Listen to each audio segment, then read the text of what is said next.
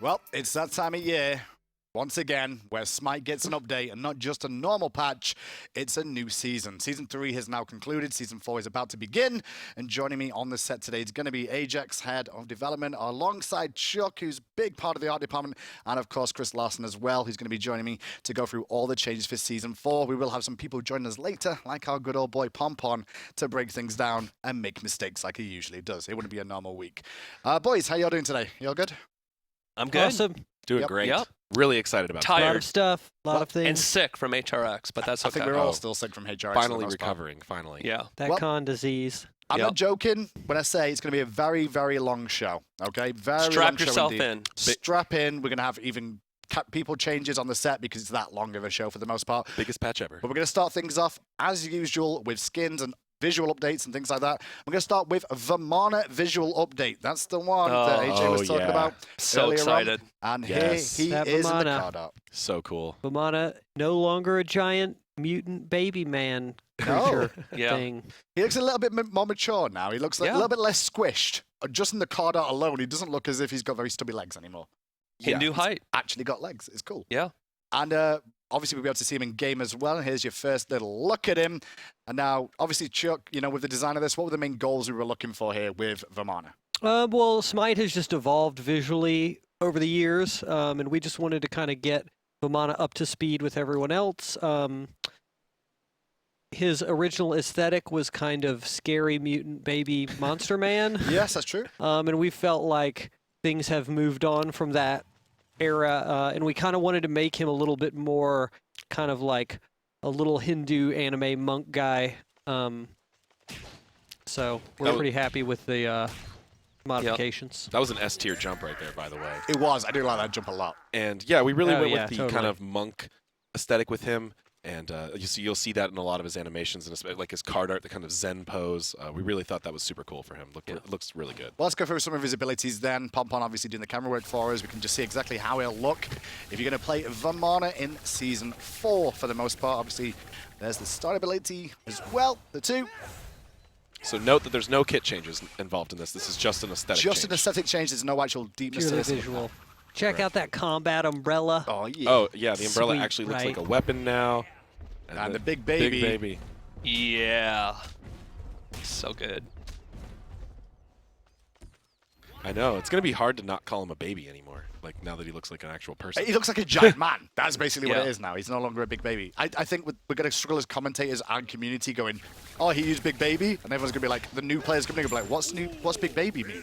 That Yeah. doesn't make Exactly, sense. exactly. You mean giant man? Yes. I mean giant bald man. It's Kret.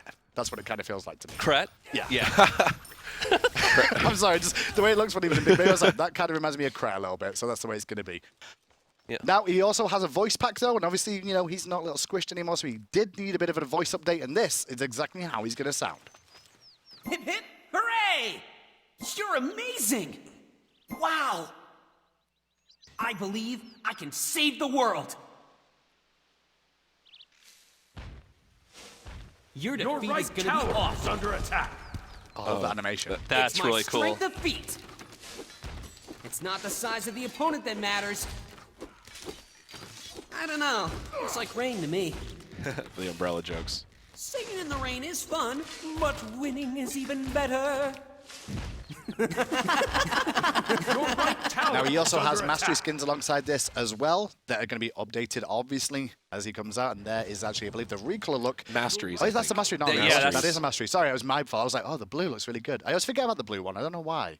The blue one always skips me by because I always think of the the black blue and one gold is one of and the diamond are the two.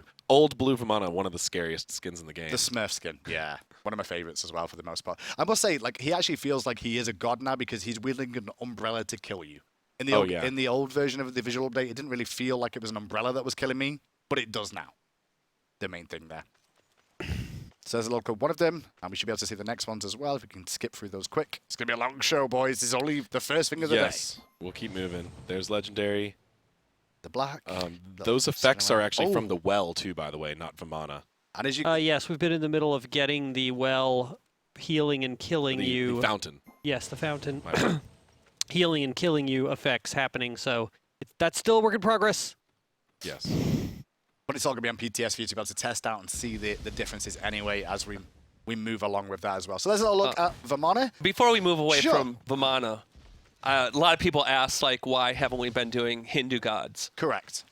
2017 is we're going to be I doing some heard. new Hindu gods, so stay tuned for that. I'm Yeah. excited. That's one of the reasons I wore my Hindu shirt today, because I was very excited about that That's cool. as well. That was the main thing. Your name matches too. huh? Overall. I Yep. mean, I kind of have to support it. The Hindus were the first gods that diamonded as well, so that's just how it's going to be. On top of that, though, we do have also a lot of skins coming out this patch. We're going to start things off with, well, the Doge is the only way I can really say this, is Such Cold Scardy, and there is the beautiful card. Oh, Who came man. up with this? Whose idea was this? It's been rolling around Probably- for a while, yeah. right? I think the community has actually mentioned of it it a as couple well? times, yeah. We have Just our very own everybody meme skin. wanted the dog to be Yeah. the Doge. And I wanted it to be a corgi, but, you know, I don't get everything I want. That's true. We couldn't give Chris that because Corgi's legs are tiny, and I- we would have but to it's so reanimate cute the whole we dog. Yeah, it's true. So, we what have was the it? Doge. So with this skin as well, we should be able to see it in game as well and see how lovely the Doge looks as he's attacking Odin. And Chuck, the way that goes into this skin, obviously, like, it's a total sort of redesign to an extent of what Scotty looks like, with more of a happy appeal than her wintry, She's warm yes, appeal. she's extremely serious. So that that's a little bit of a challenge to get her and Calder a little more whimsical. Look at that Doge. Look at him. He's So cute. He's got his stars, So cute. He is. He is. Yep. and she's got her little Doge pouch. This one's actually going to have an animated loading card as well, so I hear. Is Oh, that it correct? is. Chuck? Yep. I heard we were experimenting with that. It- I haven't actually seen the. It is the a thing. Final It card. is a saw thing. it. Cool. Okay. Cool. So this is an animated loading card as well, Mm-hmm. amongst all the other things. Well, here's a look at the abilities in-game as well for this now. So with if you'd the sound like as your well. Scotty a little less serious, now you can have your pet Doge. Oh, it's like sparkly diamonds on the Starry floor dance now. floor. Nice. Yeah, it's pink and yellow stars are all of her effects. I'm just worried about the voice pack, because if it's anything like Jingwei, I'm going to be really sad. I don't mean, think I can it's handle. probably can't- super kawaii. I can't handle another Bastet Jingwei. I don't think I could. Well, I'm sure Tina did it. look at you see the words Oh, in that's the amazing. ultimate. Do it again, Pon. Do Do it it again? again. So smite. I mean, if you're gonna do it, you know, Much you have victory. To, That's really good. you have to do it all the way. Oh yeah. Why have a giant swirling area and not put meme words in it? Exactly. Now, Got this to. skin does obviously have a voice pack with it as well, so if we take a moment, we can just sit in peace and listen to the new Scotty voice pack on Such Cold Scotty. Yippee! You are the sweetest! Wow. Whoa. Go back to awesome. What was that? Wow. So I the love dog, it. the The dog dog. talks too. Wow. So that's the Okay. dog's voice, I guess. I hope it's a Cancel dog's that. voice. Such wolf. Very tough. You tell him, Doge. Wow. Don't come any Such closer, wolf. you thing you! Doge is gonna get you! Much lie. Such scared. Very funny. Such laugh. Such laugh.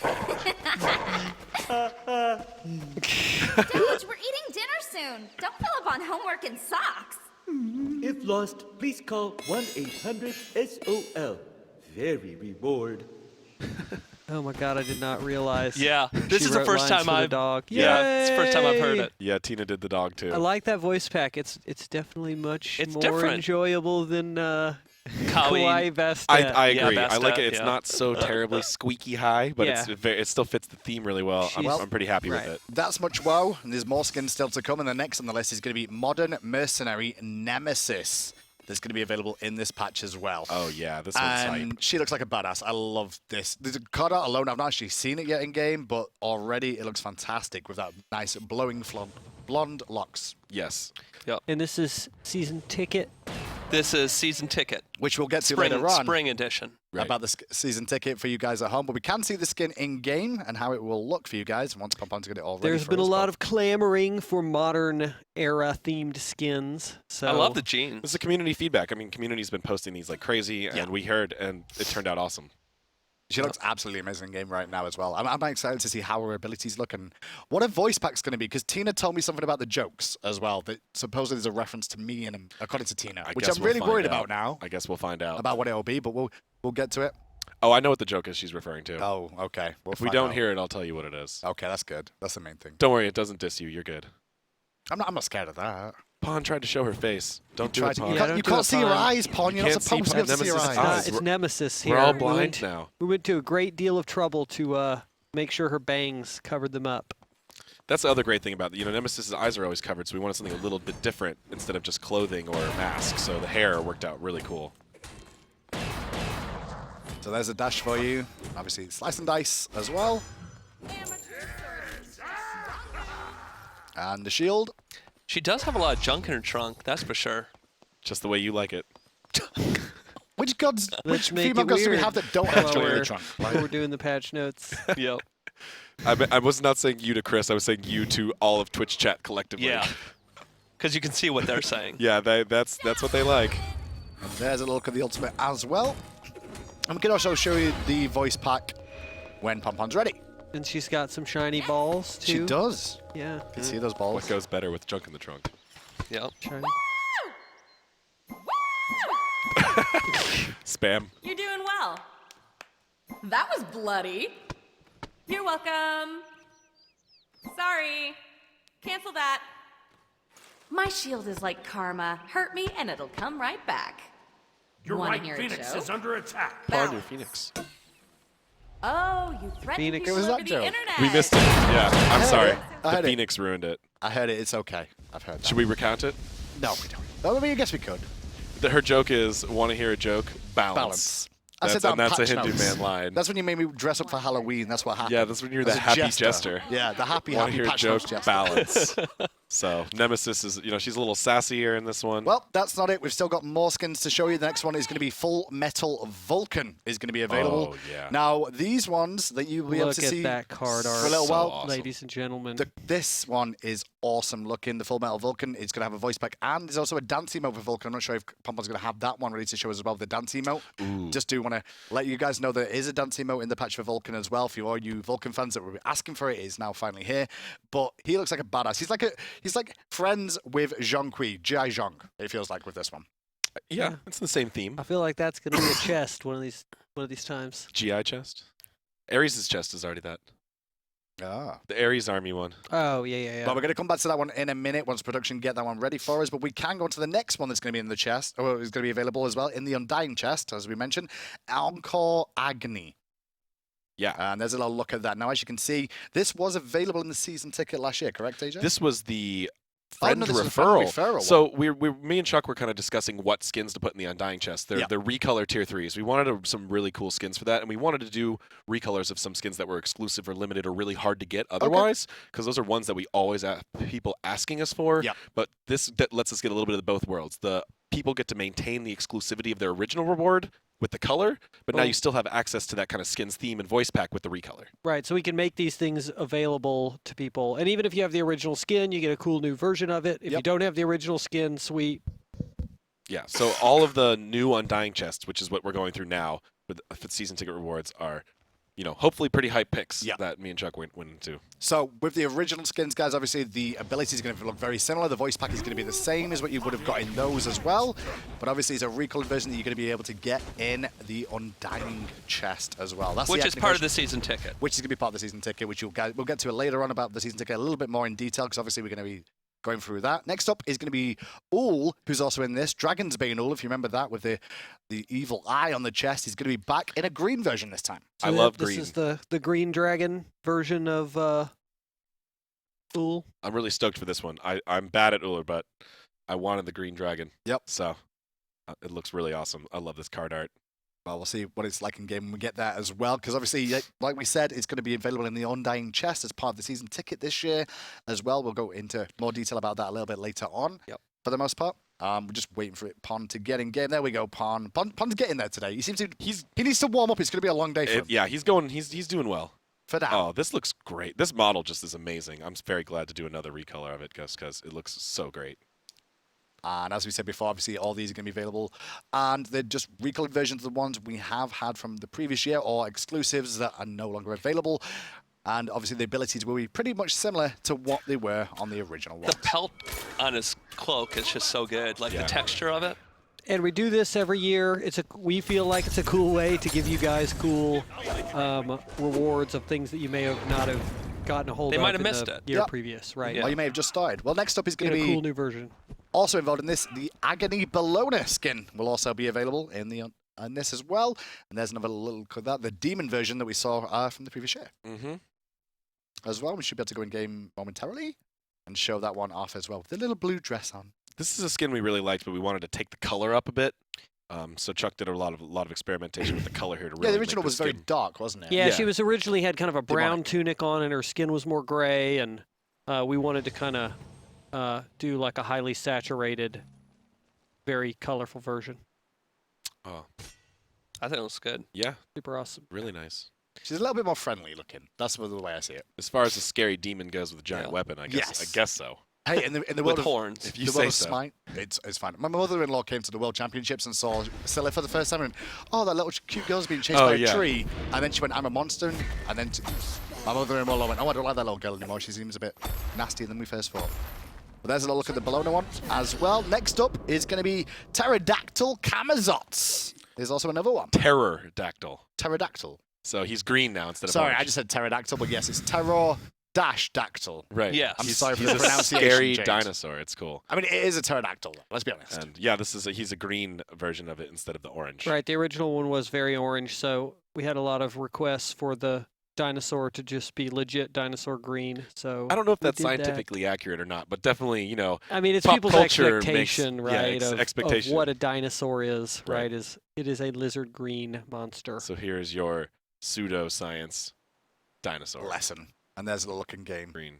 He does look very much like a dinosaur in this one. And we're gonna get back to Vulcan chat. I know you guys are Don't worry. are asking. Vulcan's We'll get coming. back to him. Vulcan's coming.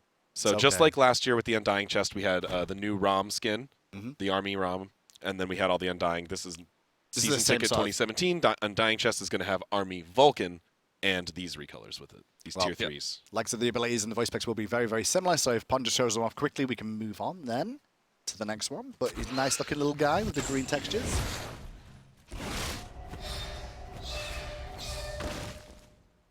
Has he still got that crazy voice pack? Probably. I mean, it'll be, yeah.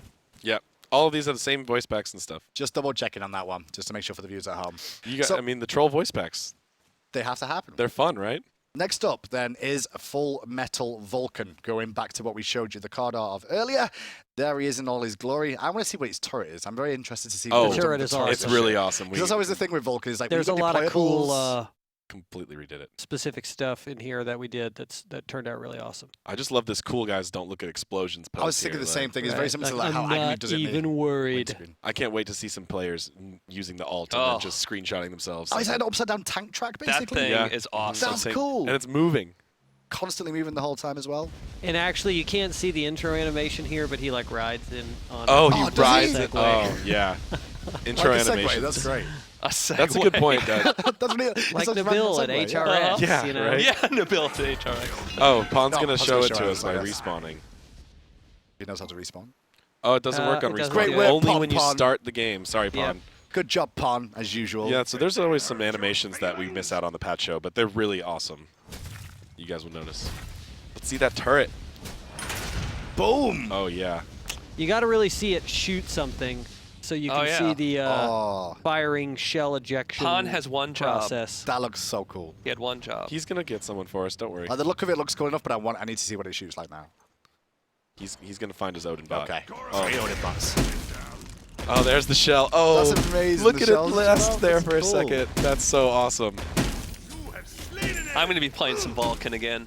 Okay, show me Vulcan's backfire so now. fun. Yeah. I haven't played him in a long time, so. So yep, you got the backfire, which is a little bit more of a flamethrower-y type of aesthetic, and the grenade. Oh, let's see What? that Look at grenade. that Oh, meatball it's a grenade. Wait. You can't do that. Why not? Vulcan needs meatballs. That is... Save, you can't give him I don't want to hear it. grenades. I don't wanna hear it. Save it for Reddit. Grenades Hideo. are better than meatballs. Save it for Reddit. Save it for Reddit. It's a good point. I'm sure there'll be one thread at least. No, Pon, we No, can't see it. Pon. Great work, Pom. Oh, that was Just over the beautiful, wall. Pon. Now, if you'd all noticed, Beautiful we are shot. actually showing you a little look at the new Clash map, the And the updated card version of art it. was We'll not get into lying. detail about Oh, It is a that nuclear explosion. Did Juan do Oh, that? my God. Mike. Mike? Yeah. Yeah, he's killing it. Man, Yeah, it's that's That mushroom awesome. cloud is awesome. And he's got a voice pack as well. Pom, you showed it a little bit earlier. Show me a little bit more of that voice pack, please. Sweet mushroom cloud action. You may not be a complete disappointment yet. Outstanding. I am a killer. Outstanding. Oh, that idol. Cancel that. Did that hurt your feelings? Defend right lane. My grandma fights better than you, and she died in Montana. We stayed true to the reference on this one. You mistake up, your misery will be beyond the Old Testament. Yeah, so this was kind of one of those things where the model and the effects and the animations and the voice pack and the turret, it all just kind of came together into a pretty epic overall package. Pom-Pom, can you show us the dance emote, maybe? I'm not sure if you got it. No, you didn't buy it, did you? No, he didn't buy it. Pom-Pom did. Oh. Well, you can get that on the PTS, guys. You'll be able to see that later on once the PTS goes live. But for now, that's all we've got with Vulcan. But we still have more skins to go through. And the next one is going to be the DoTA Elite Medusa skin. That's going to be available in the Undying chest once more as well. Another recolored version. This one, obviously, the old one was like green and white, I believe. This one's gold and blue for a different sort of feel for it. I believe that's all of the Undying chests at this point. That's all of them. Yep. Yep. This is the last one of the Undying chests. 5 skins plus the Vulcans, so 6 Still got more to total. show you, though, in terms of skins so far. So that's why I said the patch note's going to take a while today. I actually prefer this one to the. It's white, right? The white and The green. original yeah, one? yeah. Yeah. I like this version. this looks pretty awesome. I don't know. I really like the green emissives, but this one's cool too. Orange and blue, really good color scheme. Mm-hmm. And all the abilities in the voice pack will be very similar, if not exactly the same as they were. Yeah, in like the that one kind as of well. sweet construction robot thing that happened there. Well, you all wanted to know about, obviously, we're coming to the end of Season 3, and we might as well announce now that you're going to be able to get the Iron Tyrant Jing 10 skin as a Season 3 ranked reward. And that's going to be on your screen right about now. Beautiful purple already. I've not seen any of these skins this week, so I get to take a first look at them for the first time as well, even with the actual things. We'll come back to the Season 3 stuff regarding exactly how you're going to get all this stuff in the rank rewards, but for now we'll just show you exactly what the skin looks like, and Chuck can talk us through exactly like what the process was of making this a thing. This one was tough. Yeah, we wanted to kind of, eventually we get to the point where we say, what do we need for this guy? And we're like, just make a super badass skin for this guy. He does not have one already. So that was kind of our goal with this Jingshin skin. Mm-hmm. To get a completely different color scheme, and we switched from overbite to underbite. That turned out to be more of a big deal than we thought it was going to be. But That'll make a Reddit thread. I really like the purple head effects. his head's just a flaming ball this time. It looks really cool, and I like the kind of bone aesthetic we got going on here. It's really nice. A little look at the skin taste, so obviously you can get this in here as well. This is going to be part of the rank rewards. We'll come back to this a little bit later on so you can see exactly how it's going to go down. And I believe it does have a voice pack as well for you guys at home who are interested in that. We should be able to hear it right about now. Whoa. Congratulations. Damn. He's really enthusiastic. Wicked. It's creepy. You best praise me. Let's duel, you and me. You don't have a future. Man. Have you ever had that feeling of impending doom? My heart is just too dark to care for jokes. Oh, this guy's hardcore. That's my favorite voice pack in quite a while, I think. The effects are really cool. Yeah, the effects look great And as well. Tina was like, I don't know how to write evil voice packs. She It needs more reminds practice on me of this. playing This a one's record turned out well, though. backwards in the 70s or 80s. It does, it does. You know what I'm talking about? Just a hidden underlying he tones is that are hidden in the extremely music. metal. Well, next up is going to be the Energy Ao Kwang. Yes, the Energy Esports bundle is going to be available, and you can find out more about that. But there's a look at the skin for the Energy team. The Ao Kwang is there on your screen, and as always, it always represents the team logo on the god. Now, this is not the championship skin. No, it's not. That will be coming later. Yeah. Right. The timing is just great on this one. Yeah. You just get out just after the one and say, hey, you get this, and then you've got another one to potentially look forward to in the future. Definitely Yeah. another energy skin coming in the future. Awesome. But this is the Ao Kwang one that you're going to be able to pick as part of the esports bundle, like you have done for all your pro teams in the past as well. And you're going to be able to play this one too. It's a tier 2 type, isn't it? These Yep. ones. All esports ones, tier 2. Same effects, same voice pack. Same effect, same voice pack, but But obviously... you get to support your favorite team. Exactly. And hopefully carry real hard. That's what you can do. Pretend you're adapting for a minute. With energy. And then after that, I believe it's just onto mastery skins. We're nearly over skins, boys and girls. Don't worry. We're still going to keep going. First on the list of, we're going to have 2 this week who are going to get updated mastery skins, other than Vermana, who got his done as well with his visual update. We're going to start off with Nike, first of all. And her mastery skins are now here for you all to see. Ooh. That's going to be... Gold and blue. So pretty. Oh, blue wings as well. I like that idea. Mm-hmm. I was interested to see what you're going to do with the wings with this one, Chuck. Whether you're going to stick with like actual colors or you were going to like keep them white. Well, so you have the all the gold skins. You have the play between the blue and the gold. Yep. So obviously with the armor being gold, right? You've got to the other stuff's got to get played up with the blue, and the blue wings turned out pretty cool. Oh. And it leaves you with black wings on legendary. Oh, And Yeah. nice. Oh, Yeah. Is it really black wings on legendary? Now I'm excited. Yeah. yeah, I mean, why Damn. would you not? do Evil that? Oh, man. Angel. I love the legendary Oh, skins. I know. That's some of the best. What rank are you Nike now, Chris? 4. Oh, you're almost there. Yeah, I'm almost so there. close. I know you've been playing her a lot. Yep. And then the diamond one as well, please. There's a little look. That at the looks pretty good diamond. too. Got to get out of the fountain, pawn. Get out of the fountain. Healing the regen. effects. Healing happening effects, still. Pawn. You know it's bad when even the Oh, other now people on he's the in side an look fun. emissive. No, Okay. he looks good. Never mind. Dig it. Really feel that one as well. But not only Nike this patch, we also have Ul. He's going to be getting some love with his mastery skins as well. Some nice new updates here for the Hunter as well. Oh, yeah. You No ranked more 10 golden Ulu. face. What was wrong with his face? Golden? Right. Yeah, the old school. I will say, like, the getting involved, actually getting skin tone back is really good. Oh, yeah, That's a it. big I key love of it. these, I feel, overall. It's like, get the skin color Yep, back. we're grinding through them as quickly as possible. We're making good progress. Yeah. You really we are. really are. I'm feeling like 2 or 3 a patch pretty much we're getting to now, which is crazy. Yeah, this is Amana, Nike, and Uller. So there's the blue and gold. I want to see the black and gold because he looked good in that anyway. But I course. think he'll look even better this time round as well. And you rank 10 Ullers out there are crazy people. Scott is tough. Yeah. I can't play him. I'm bad with him, too. Hitting that descending circle. It's hard, yeah. That's a tricky. A small circle. ability. long I'm just range bad circle. at stance switching in general. Yeah, that's probably true. I'm not very good at it either. And then finally, we should see that diamond one. Oh, those axes. Ooh. Ooh, nice. Oh. Diamond. And that's going to be the blue and diamond as per usual. But obviously, with a few more nice little intricate updates. I love that That bow. looks really good. That bow looks fantastic. Looks good. Now, the Yep. good news is for the people not so interested in the skins, that's the end of the skins. That's all you need to know about that for the time being. Mastery skins for days. All Mastery right, skins and for then days. I'm assuming you guys have noticed the map. Yeah. Oh, yeah. You should have noticed the map by now. We will come back to that in a little bit just to talk a little bit more in detail about it. Other things to mention is there's going to be a new avatar for Cutesy Doge to come along with this as well. That'll Ooh. be available for you, as well as the Vulcan dance emote we already mentioned. There is going to be some global emotes that are going to be coming out next as well, which is the Diamond Mastery global emote, the Diamond Adept global emote, and the Diamond Demigod global emote.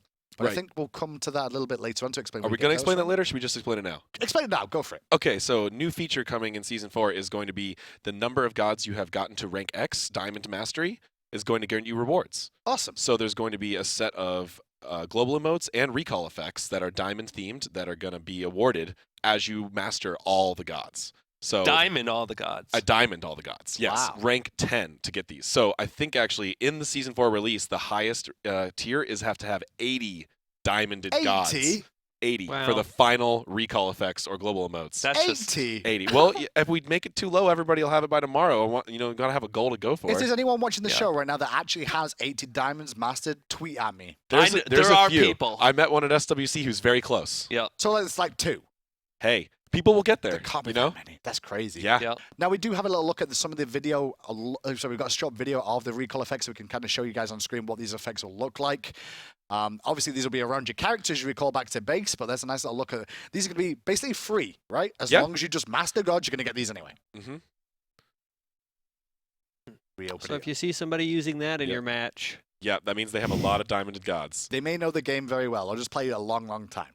that means they're lazy backing here's the because highest they Was killed that your the, whole that's team. the third one? That's the highest tier one. Oh yeah, my with the actual gosh. diamond pattern yeah, that on, looks on the floor. That looks awesome. So that's if you see that, just watch out. Watch out. Just watch out. Watch out. They've probably been playing a lot of Assault Yeah.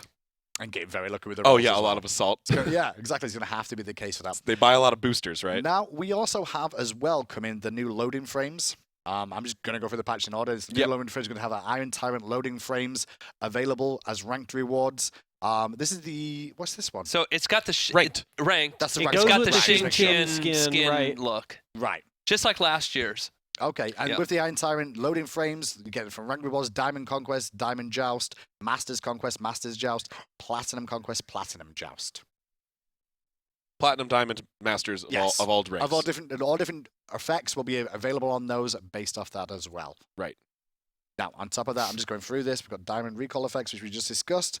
The new ward is going to be part of the energy bundle as well, and then it's on to God achievements is the next thing. Everyone's favorite time, and it's just going to be the Morrigan this week. The Morrigan. Player in a game that doesn't get bugged. Huh? Rip. We're trying. We're working as hard as we can on that. Okay.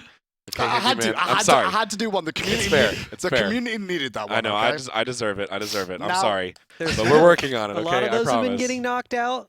We've been making great progress on the Morrigan bugs, and thank you everybody for helping and giving us really good reports. It's like we're making constant progress on it, and we And couldn't have done it without our players. Keep doing it. Obviously, a god like Morrigan, when there's so many things that could happen in interactions with someone that can turn into anybody, there's gonna be a few bugs.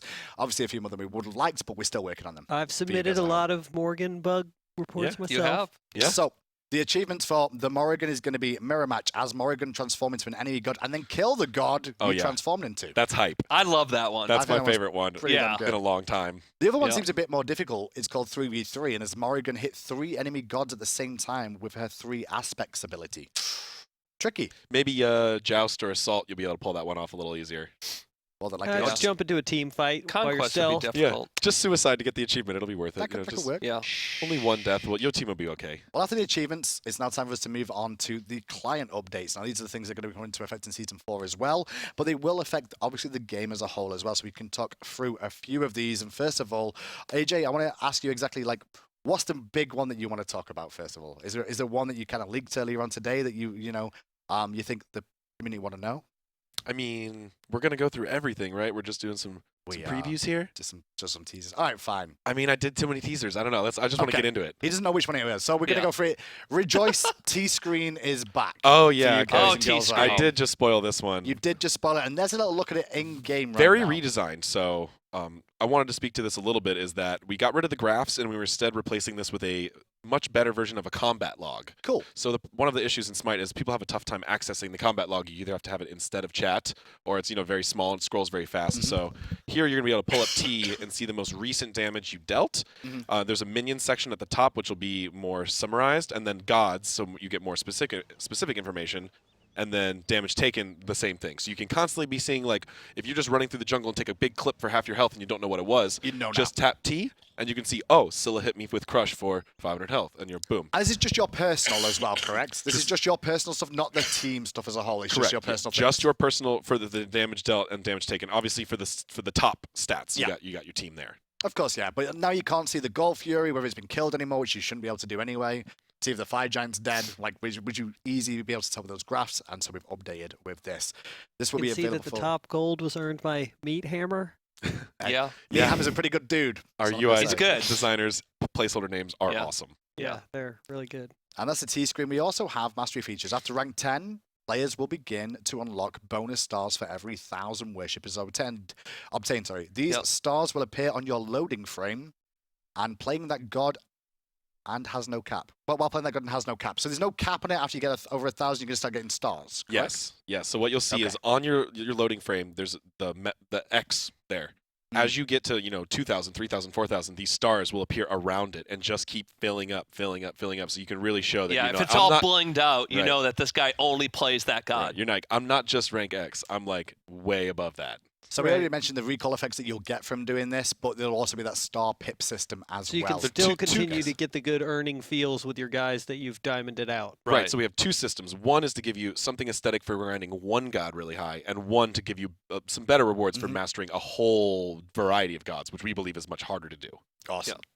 Well, that's great to see. The last thing on this is going to be... One guy's got 40, will have 40 stars on his daily. The Really? highest his worshiper icon. in the game. Yeah, we Yeah. checked the stats. 40 stars. How There's is it one gonna be small guy stars, with or- one god. What Is it gonna be character little does he stars that play? show up on it? We don't It'll- know actually. it'll- How are you gonna fit 40 stars on They It'll start to they'll they overlap. overlap each other slightly. Okay, The screen just. that makes sense now. Yeah. So at some point it'll be hard to count them, but his skill will be known by just the, You see the hundreds of amount of stars, stuff you're like, going yeah. on. wow, this guy plays Terrifying a whole- circle of Yeah, stars. you wouldn't Yeah. even be able to see the X anymore. It's just It's all just- stars. Yeah. So, with Season 3 ending, we also have the rank rewards. Now, obviously, the Jing 10 skin is going to be available for that and the loading frame as well. I'm just going to double check if I missed any other information off this. And these two players who are Platinum 5 or higher will receive a loading frame that is representative of their achievements. You will need to be Platinum 5 or higher by January 31st, 2017. RIP. If you're Yes. still waiting for it. If you already got it, congratulations. And then obviously the loading frames are going to be available for Joust as well as Conquest for you boys at home to all know as well. And duel. Okay. Yeah, dual I guess too. Duel as well, just added in because it's not in the patch notes right now that I'm reading. Oh. So It's as there, per though. usual. They're there. But it is for Duel, just in case everyone's very upset for that. But now it's time to turn towards Season 4 a little bit more for a second and actually look at the ranked updates that are going to be happening this season. And that's why one of the reasons Chris is on the sit here. Chris, what's the overall arcing goals and what are we looking to do with Season 4 ranked? Yeah, I mean, I've mentioned it before, but we're going to split the season into 3 splits. Yep. We're going to have a summer split, or I mean, a spring split, summer split, and fall split. Just like the Pro League? Yeah. Just like the Pro League, and also just like the season ticket. Of course. So the goal is to get people back into ranked. You know, a lot of people say, well, fix matchmaking. Well, one of the best ways to fix matchmaking is to get a lot of people playing the game. That's true. So that's, I would say the overarching goal is that.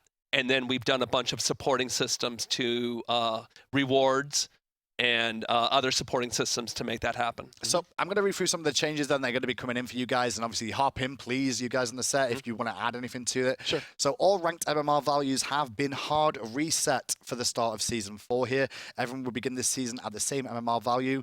In subsequent seasons, we will do a soft reset. So obviously at the start of a split as well. At the end of a split, you will obviously soft reset, not hard reset. Yeah, so when ranked comes up on the next patch, Yep. everyone will be reset, and it'll be the Wild Wild West. And there'll be some uneven matches probably, but This is your chance to go and play with pros potentially in your ranked games. Pretty much, right yeah. now, is the best way of looking at it for the most part. but things will smooth out over in weeks probably.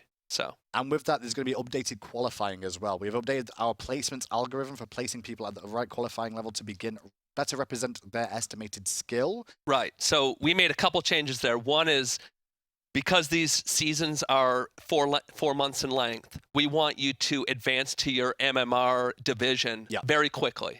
So when you come out of qualifying, we're not going to. We used to cap you at Gold 1. So even if you're a diamond player, Right. you'd be a Gold 1, and you'd have to grind through all of the different divisions. Okay. So this season, we're going to bring you very close to where we think you are going to be. It'll be a couple divisions below, not a couple tiers. Cool. So if I go 10-0 in my placements, where do you reckon I'm going to end up? You're probably going to end up somewhere in. Well, it also Just a depends who rough you're idea. playing against, right? Okay. Yeah. But if you went 10-0, you'd probably be, diamond. Okay. Yeah. Okay, that's just a little heads up for what you'll be like. And then I guess if you lose all 10, you're probably down in bronze 4, bronze 5. You're probably going to be in silver at the best. Right. Okay. Okay. That's a little look at that. However, we're also going to be removing promotion games this year. Ajax, why are we removing promotion games? Well, really, this was just kind of an extra barrier for players, and we found it mostly unnecessary. I mean, the TP system works well. We didn't feel the need for people to be stopped at 100 and then have to win again. So we're just along with our messaging of progressing faster. You're just going to be able to win. You earn enough TP to rank up. It's just going to rank you, roll right over to the next rank, and just keep on moving. So to add to that as well, boys and girls at home, when you hit 100 TP, you will immediately move on to the next rank. If you did win, say for example, you were on 99 points and you win 10 TP, you will now advance into the next tier and continue with those points that you just earned from there. Right. as So well. you'll They'll have carry 9. over. Yeah, you'll already be on 9 by that point, which is a great start for that. As well as there will be a couple of games to stop you from demoting immediately back down if you lose your next game. That's right. Just so you guys at home know as well. So you get a little bit of that as well. But we've also added timers in the lobby have been updated to give more of a pool, Ajax, for when you're playing ranked. Yeah, so now there'll be what we call pool time or shared time. Yeah. And this is if you make really quick selections at the beginning of the draft, you can now bank this time for later. Right. or you can use it then. So it's a time that'll be shared between your teammates. And what this will do in a lot of cases is teams that communicate well and are going quickly will actually just cut the time down of the ranked draft lobby a lot. Yeah. And then the players who are having some trouble picking their god will have that extra time there. Extra time, just in case. You don't want to be that last second, like, I don't know what to pick. Right. What am I picking for you? And the guy doesn't respond, and then you get kicked Right. out, or you have to pick something back. Yeah, I mean, a lot of feel people that. it might be their first time That's true. in a ranked lobby. Mhm. So they're like, well, what should I ban? And they haven't selected it yet, and they only have 30 seconds. Well, when they get to the end and they haven't banned a god yet, it'll start using bank time Gotcha. until they either pass or Or ban. the bank time runs out Or- as well. I If you run guess through they the whole could. bank Yeah, time. they could run through the whole bank time. Now, alongside this as well, we're also going to be introducing a pause that's going to be available in ranked. It's a singular pause, from what I understand. Ajax, do you want to explain a little bit more about this pause? So this works like a surrender vote. It's a pause vote. So essentially, if you really need a pause, you had something go wrong, and you need to I play take a- DCs, for example. Yeah, sure. Prime example. Yeah, great. The team can all hit F5 as we see here and start the pause vote. And Right. once it is approved, as soon as there's a time for the pause the game, it will pause the game for Right. 1 minute. Yes. 1 minute. 1 minute, and then And you only can- have one per game. one per match. Your So you have to team use has it. then used their timeout. You may not have another one if your player DCs again. Right. And you can also vote to unpause early, but it's a relatively short pause. Awesome. So Yeah. So, at the moment, it's set at 60 seconds for the pause, one per team that can be used. Right. After the 60 seconds, it will automatically unpause and continue. There's no case of real abuse for this. Yeah. It's 60 seconds, boys and girls. It gives them a bit more time to get things You organized. can early unpause as well. That's great. with a vote. That's Right. great. As well. I mean, to be fair, I don't think you're Yeah. ever going to need to early unpause, but I love the fact the feature's there as well. Yeah. Yeah. For the most part. That's the ranked pause as well. Now, we are going to have some new leaderboards this season as well. Now, these leaderboards, obviously, we're going to have, first of all, I should mention, Masters is going to be back this year. Oh, Not yes. just Grandmasters, but Masters is also going to be there as well, correct? yes, Larson, you want to talk about that a little more? Hold it. I was reading chat. What are we Oh, yeah. talking about? So, Sorry. I got you. Masters and Grandmasters. So Masters is now the highest rank Oh, yeah. as a normal pool, normal rank. It can Right. have as many players as you want. It's Okay. above Diamond. It's Masters. Gotcha. Then we still are maintaining Grandmasters. We're kind of taking a little bit of both. Grandmasters now will only be the top 25 players. That's right. Of a and it- region? No. Of the world? The league. Of Of the world. Yes. Of the world? Yes. So Only Grandmasters, 25 players can be Grandma. it's effectively, for many other the systems in the game, it's effectively counts as the same rank. Masters and Grandmasters, you get a lot of the same rewards, but it does. But you're Grandmasters, and you're one of the top 25 in the world. And actually, Yeah. those top 25 do get additional rewards at the end of the splits. Well, we'll get to Yes. that in a moment as Yes. well. But Yep. yeah, for you guys at home, now you all need to know is that Masters is now a division itself, that you can then get promoted to Grandmasters, where there's only 25 players that can be in Grandmasters at any given time. Now, if you do get to Grandmasters, I'm just reading this, there is rewards, gem rewards available to the top 25 players in each of the leagues. So when we talk Yeah. about leagues, we talk about Conquest, Joust, and I guess Right. Duel. Duel. Yeah, we're excited well. about this because we've never had something for the actual best players in the world Yeah. to compete for. I mean, of course, they were obviously on the leaderboards and things like that, but they didn't have anything special to compete for against each other. So, like the top 5 players will get large gem packs. The 10 through 15 will get a little bit smaller gem packs, and Yep. then the bottom half of the 25. I'll would read them get up so low. Chris is Yeah. exactly correct, Okay, so you don't yeah. so people don't get upset about it. He said it was this and it wasn't. So it's going to be the top 5 players will receive 3,500 gems. Players 6 through 20 in Grandma will get 2,500 gems, and 21st to 25th will receive 1,500 gems each. But there is also a God leaderboard as well. And Right. that is per split too. So when we do a soft reset, Right. you'll be able to earn that again in the next reset. Well, there's a little look on your screen now of the ranked leaderboard of how that's going to actually look for yourselves. And you can see where people are around in the region as well, which is kind of cool. But the God leaderboard is the other thing that I'm looking at here. Yes. There's going to be an individual God one, so you can just spam the same God and become the best in the world at that God. Yes. So not only is there the top 25 Grandmasters player, there's also going to be the top leaderboard of each specific god. So you Cool. can go through the god menu, go to Thor, and click the leaderboard and see who Adapting the and best Insta. Thor players are, and you can see their win-loss record with them, which region they're from. That's crazy. So this is only going to count your ranked play of this god. Right, it So doesn't you count can- casuals or doesn't assault count games or casuals. my Nope. arena games or You me gotta playing play Clash. Yep. Thor in ranked to get these rewards. Right. And of course, there's 3 Thor leaderboards. duel, joust, and conquest. Gotcha. That makes sense. All separate, Now, yeah. Yep. with the God leaderboards as well, you can receive gem rewards here as well. For game first, as the primary person on Thor in the world, you get 800 gems. Second will be 400, and third will be 200 gems on those leaderboards as well. So if Yep. you actually hit first in the world in Grandmasters, Right. and then first in the world on Thor as well, you're chunking up some nice change for some Yeah, free But skins this year. and the great thing about this is there's lots of opportunities for you to get on a leaderboard. That's If true. you're an expert on an obscure god, you're going to be on the And leaderboard. sometimes Yeah. it's the best thing because sometimes you don't realize you're good at a god until you check the leaderboard. I'm like, actually, I played pretty well on that. Yeah, god. you'll I'm find out. really You surprised. happen to be the best Hades in the world. The last thing to mention as well is on part of this is going to be the intelligent matchmaking of low population regions. Yeah, this is great because Tell me a little bit more about this. yes, I mean some players that are playing ranked in smaller regions Yep. at certain times just don't have the population to do ranked. Yeah. So we will bubble them up to larger regions that have larger populations at that time, but ping-wise, as they'll still be close. Okay. Like Australia might roll up into Asia or Asia into Europe or whatever it happens to be. There's some automatic Makes sense. verification to see which region rolls up into when, and it's all dynamic. Right. So as things get better or servers have lower ping, then you could get moved to a different region. Now, is this only on low population queues, for example, or in ranked as an example of that? So, for example, if you're queuing ranked it in Europe at 4 a.m. in the morning, am I going to get rolled into another region to increase You the might. pool? You Okay. might. It just all depends on for your particular elo. Yes. Is there enough players for you to participate in? Gotcha. If not, you might go to NA if the ping is within the threshold. So if I'm queuing at 4 a.m. in the morning and I'm currently in Grandmasters, I'm not going to get a bronze 5, hopefully, because I should be getting brought with maybe Yeah. a diamond dude from NA instead. or something Usually like that happens when you're in the queue for a long time, and it's like, okay, I can't find you a match within a certain time threshold, so I'm just going to give you something. Yep. And I'll give you the best I can do. Makes perfect Yeah. sense. Well, we talked a little bit about that. That's some of the updates for that. But we also have the season ticket 2017. We've mentioned yeah. a few things about that. But obviously, we should go into a little bit more detail about that as well. AJ, do you want to talk us through a little bit about the season ticket this year? Sure. So season ticket this year is a little bit of a different setup because of the split setup. Right. So one thing that's really exciting about the season ticket this year is everyone will be earning fantasy points towards unlocking rewards, no matter whether you buy it or not, For free. for free. Okay. If you were just playing Smite, you will be earning fantasy points for winning games that you can unlock the unlockable rewards.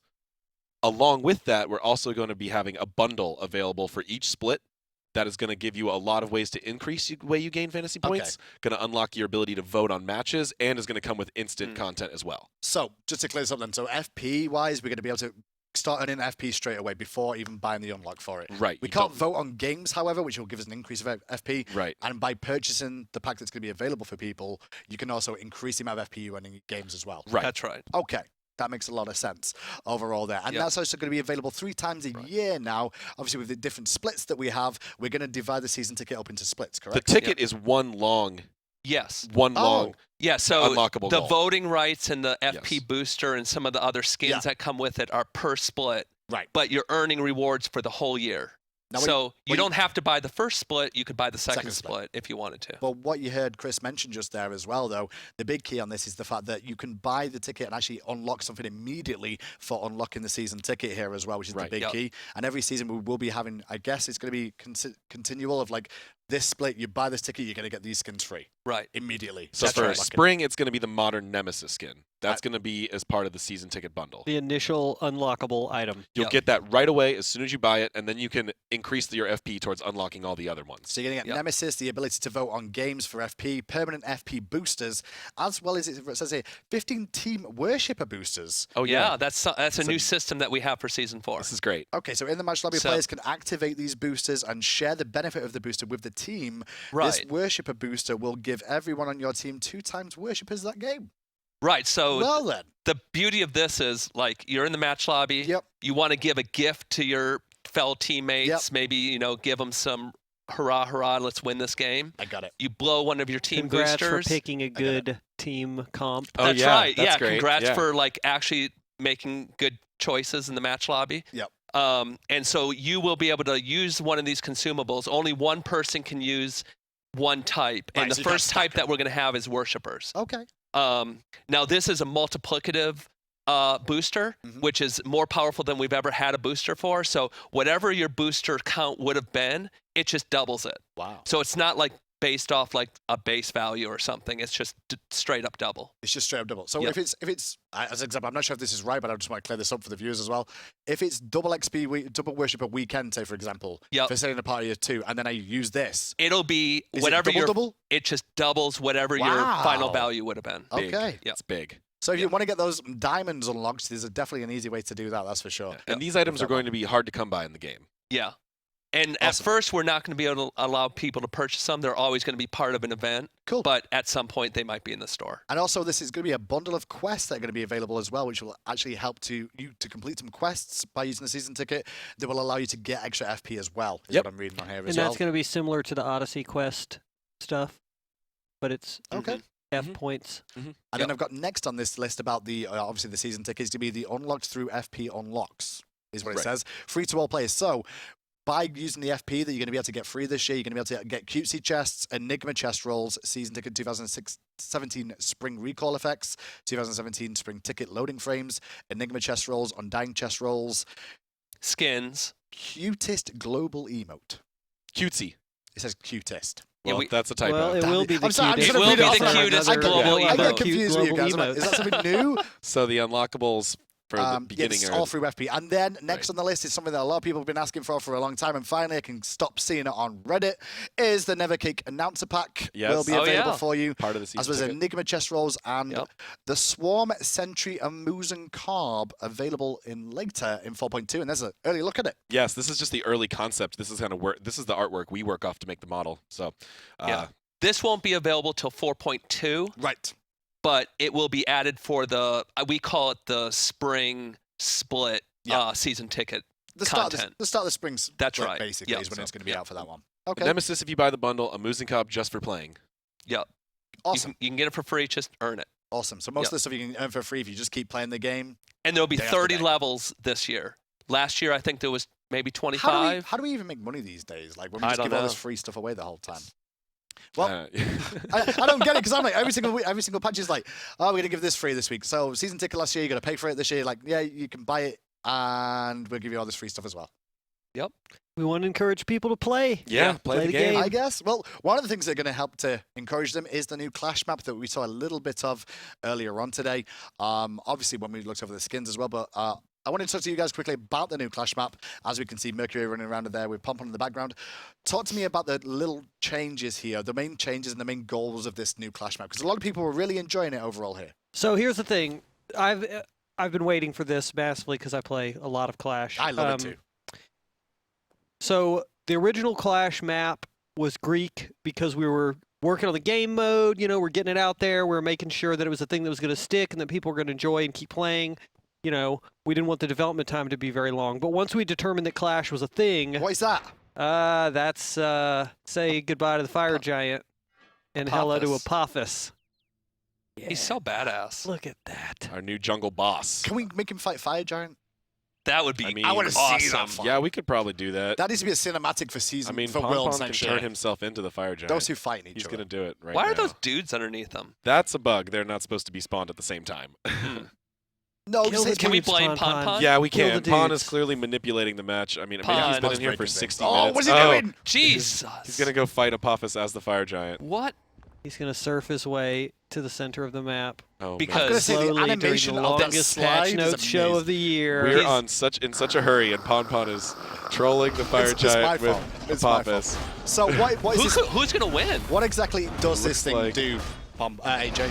So he is fights similarly to the fire giant. He has a ranged basic attack that is always going to be on his aggro target, but his ranged basic attack actually AoEs. Oh. So you'll want to make sure you separate from your aggro holder. He also has a ground targeted strike Which we can where see that. he gives a warning area, and then he's going to hit that area very hard for a lot of damage. Then he also has kind of an Amusenkob honey spray, but like poison that he sprays around and creates a really damaging area for a while. All right, Pon, that's enough fire All right, giant. yeah, buddy. switch back Let's to go a back to guy Chuck and then. see what's going on. So Chuck, obviously, you've been telling us a little bit about the Egyptian map until we saw a giant snake and we're all like, what is Yes, that thing? yes. So tell me a little bit more about the map and the overall design. Yeah, so the goal here was we wanted to get an Egyptian map back into play. We also wanted to solve a lot of the make the feels better than the Clash map. So the goal here was to keep it not too bright.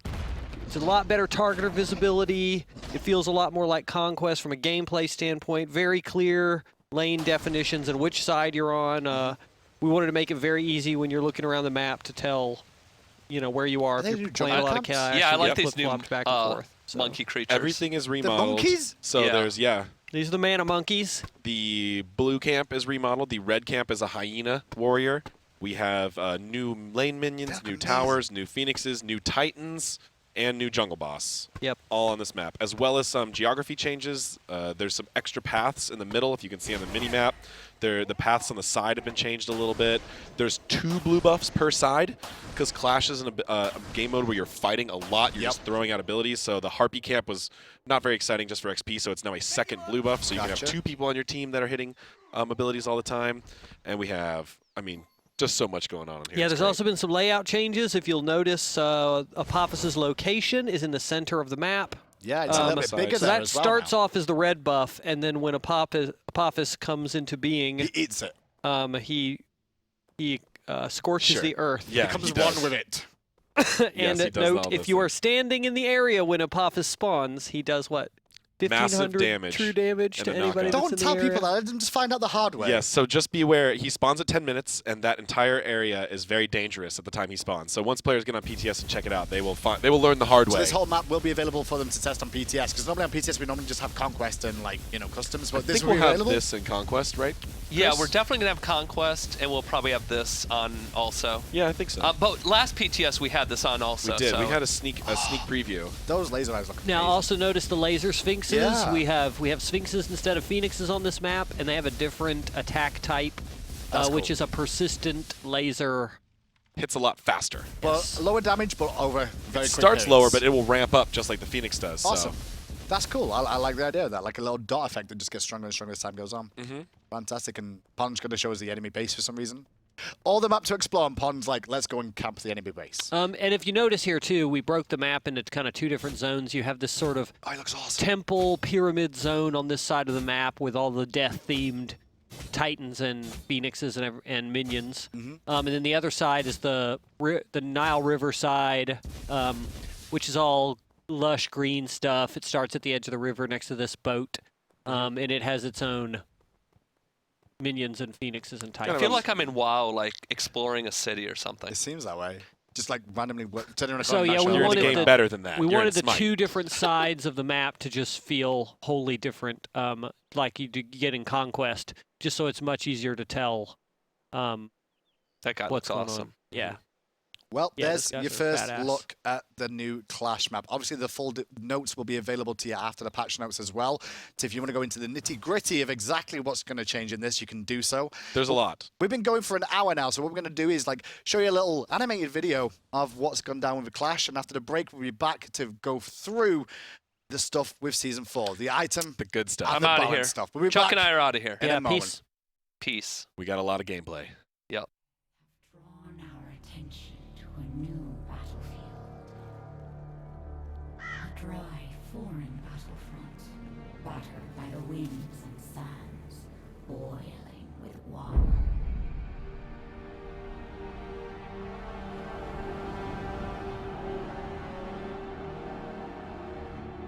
This is not just a battle of mortals. Creatures fey and wild also enter the fray.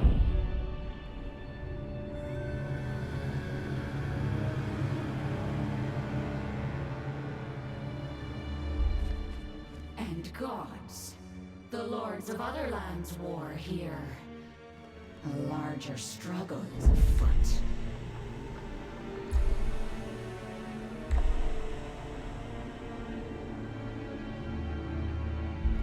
I see them war and I hunger, and I anger. What is this that causes gods terrible and diverse to clash and to war, to take on the very titans? We see our path clear. The Celts should not be absent from this fight. The Morrigan comes to feed on blood and chaos.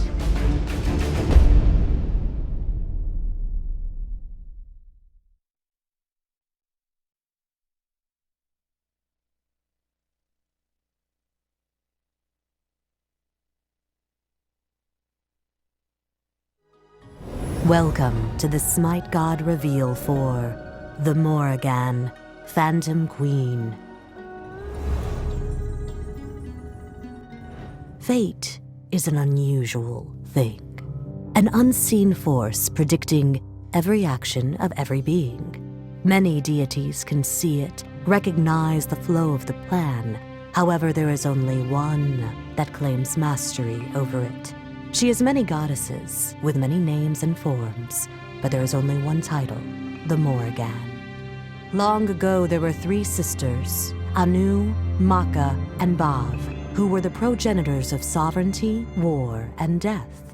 They were caretakers of their lush green air, champions for soldiers, and guides for the deceased.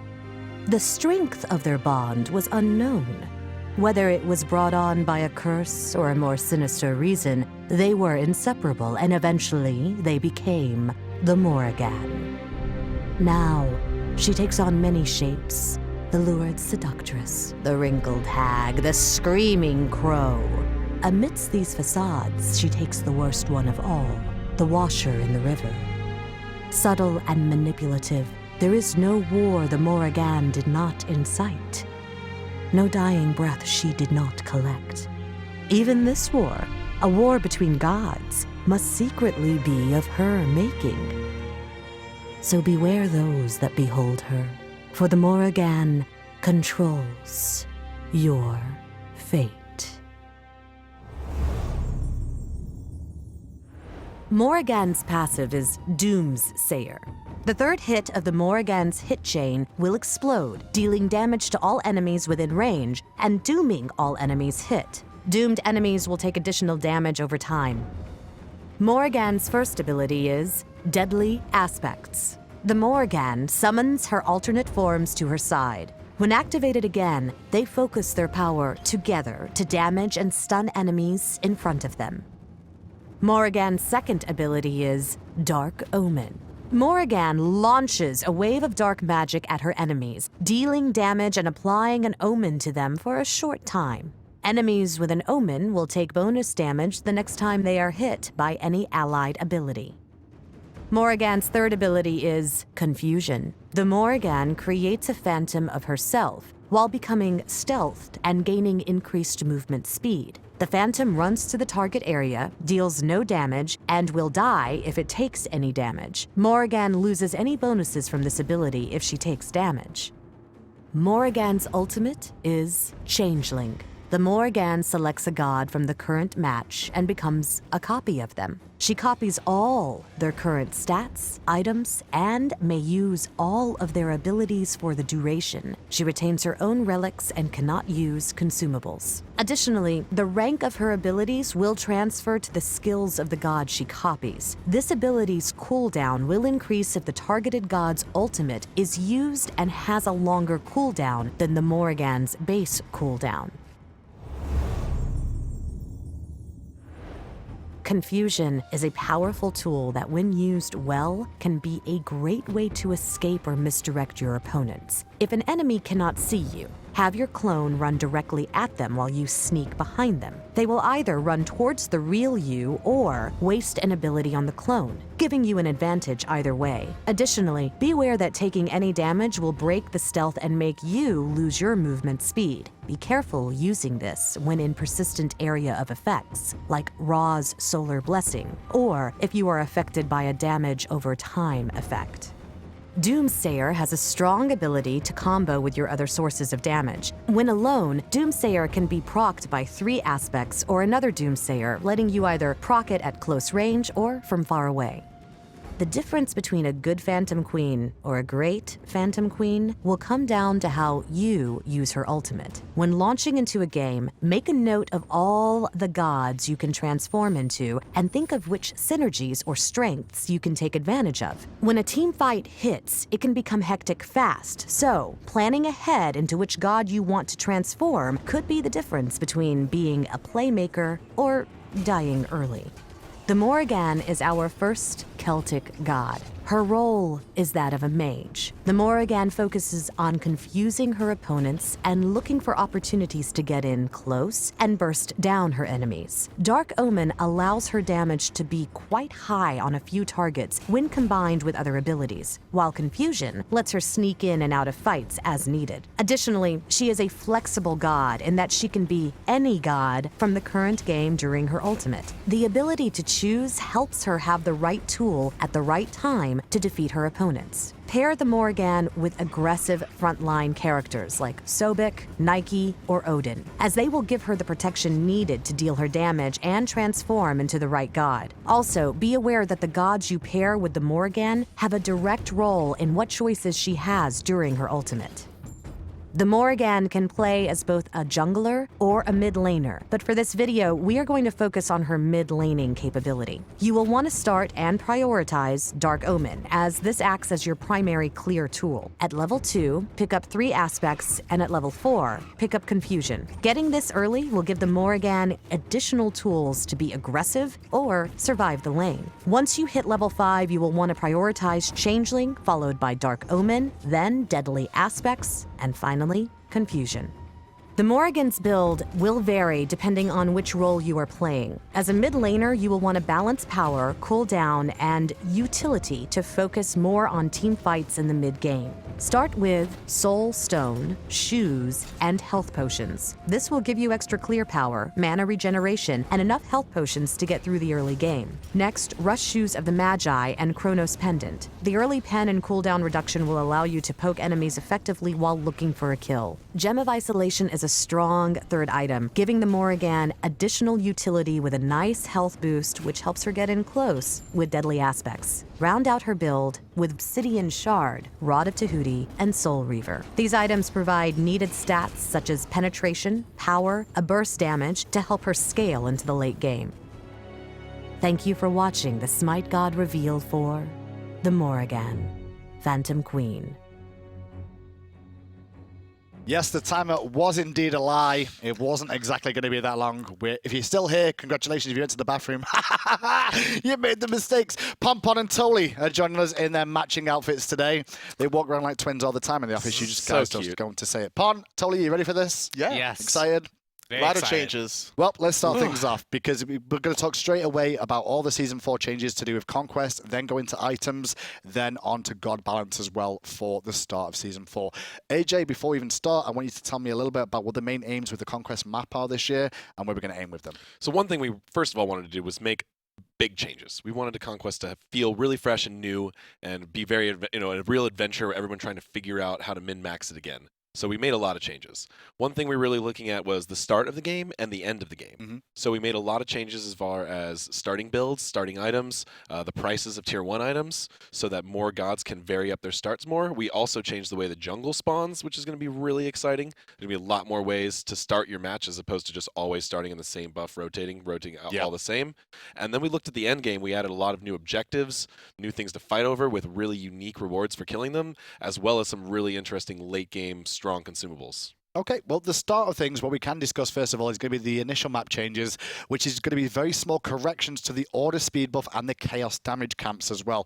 Pompon, just explain that a little bit for me. Basically, it's just to prevent line of sight and to make the camp a little bit more wholesome. Yeah, there is a little bit of discrepancy between what sides kind of had the advantage when they could start. Some could pull camps a little bit better than others, and so that kind of stuff has just been cleaned up. So it's just all cleaned up together, and that should be sorted for the start of this.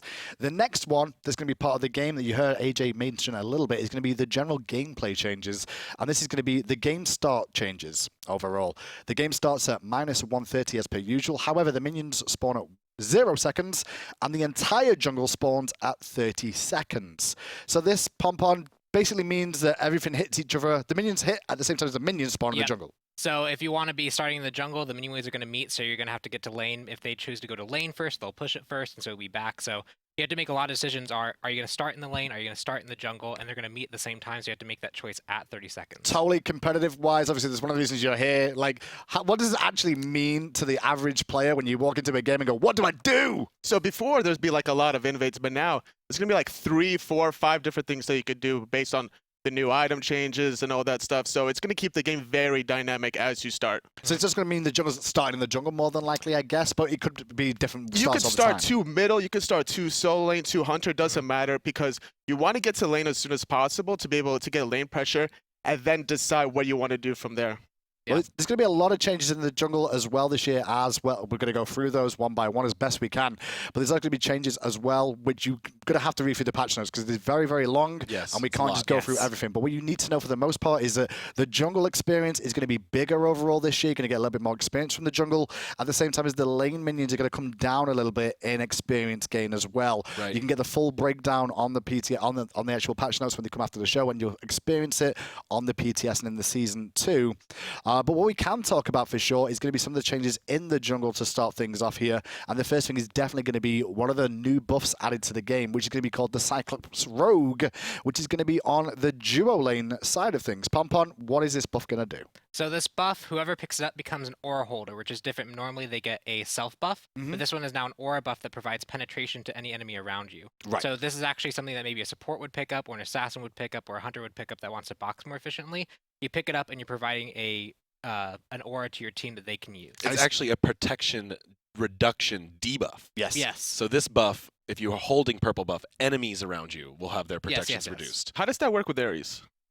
If he, does it count as an Yeah, aura? does it count as an I aura? believe Ares passive reads for every completed aura item. Okay. Tier 3 aura item he has. So even Okay. Tier 2 Voidstone doesn't work. But Yep. That's thanks for correct. trying to stump me. But Yeah, I that's, believe it that's shouldn't right, count. Tony. It should be a Tier 3 aura items only that are counting for Ares. But Ares would still love this item because while he's chainsing and flansing people and being nearby, he's also reducing those enemies' protections for his team to focus them down. Yes. So the Cyclops Rogue that's going to be in this season is going to be a buff that's going to allow you to give 55 units. It's going to be a 55 unit range, which is basically auto attack range for a hunter. Right. And that's going to debuff physical protections and magical protections by 10. So totally this, generally it feels like a support or a frontline item, but we could see anybody pick this You up. could potentially see hunters pick it up because they are a little bit greedy. They want to always have the advantage in the course, 1v1 yeah. boxing, but it would be more beneficial for it to be picked up on somebody that's a little bit more in the front line. You want to be able to spread it out to as many enemies as possible and allow your teammates that have the longer range abilities to capitalize off of it. Now, obviously, that's one of the new buffs in the jungle as well. There's a few other new things as well. The first thing to mention, I guess, is the fire elementals. We should probably just touch on that for a second. That there is still going to be the 3 elementals there, correct? Right. Now, the other thing with those 3 elementals, however, is that one of them is now an enlarged version of those elementals. The Elder Elemental, yes. And what's his real job there, AJ? So what we really wanted to do was take that camp, and it was really just like a one-shot and move and go. We wanted to make it an actual contestable experience camp. So now it's got experience and gold rewards that are much more close to an actual Cyclops camp, and it's going to be about as difficult to kill. Right. So right now, the early fire imps are there, the fire elementals are there, and they're going to be a new source of experience. 1, that's large for junglers, and 2, a new way to contest on that side of the map. Now, are they still spawning after 10 minutes as well when the fire giant spawns, or are they despawning like they used to? They're going to despawn when the fire giant spawns. Just still. like they do right now. Yes. Just to check for you guys at home so you know that as well. But there is 2 other additional things in the jungle, and we're going to start things off with the Oracle Harpies. I guess is probably the best thing to start off with here. Sure. Pompon, where is the Oracle Harpy going to be, or what are the Oracle Harpies? So the Oracle Harpies are 2 powerful Harpies that are going to be at the Gold Fury camp. Right. And when they're there, if you kill them, if your team kills both of them, they're Mm-hmm. going to drop a ward that actually sits at the Gold Fury pit and provide vision for the Gold Fury pit for the short time. And this isn't a normal ward. This is like it just is there to provide vision, but it can't be countered by sentries. So the team that takes both of them will get vision there. If teams split it, then nothing happens. Right, so there's 2 minions there near the Yes. Gold Fury, that if you kill one, you're guaranteed that nobody else is going to get free vision. Yes. Right. But if you kill both of them, you're going to get the vision for your team. Yes. Right. And it's going to be a ward that's there. Is it killable, this ward? No. No. So it's an unkillable ward that grants you vision at the Gold Fury if you kill these. Yes. And they also reward you with golden experience as well. Yes. So it's a very early contestable buff. Totally.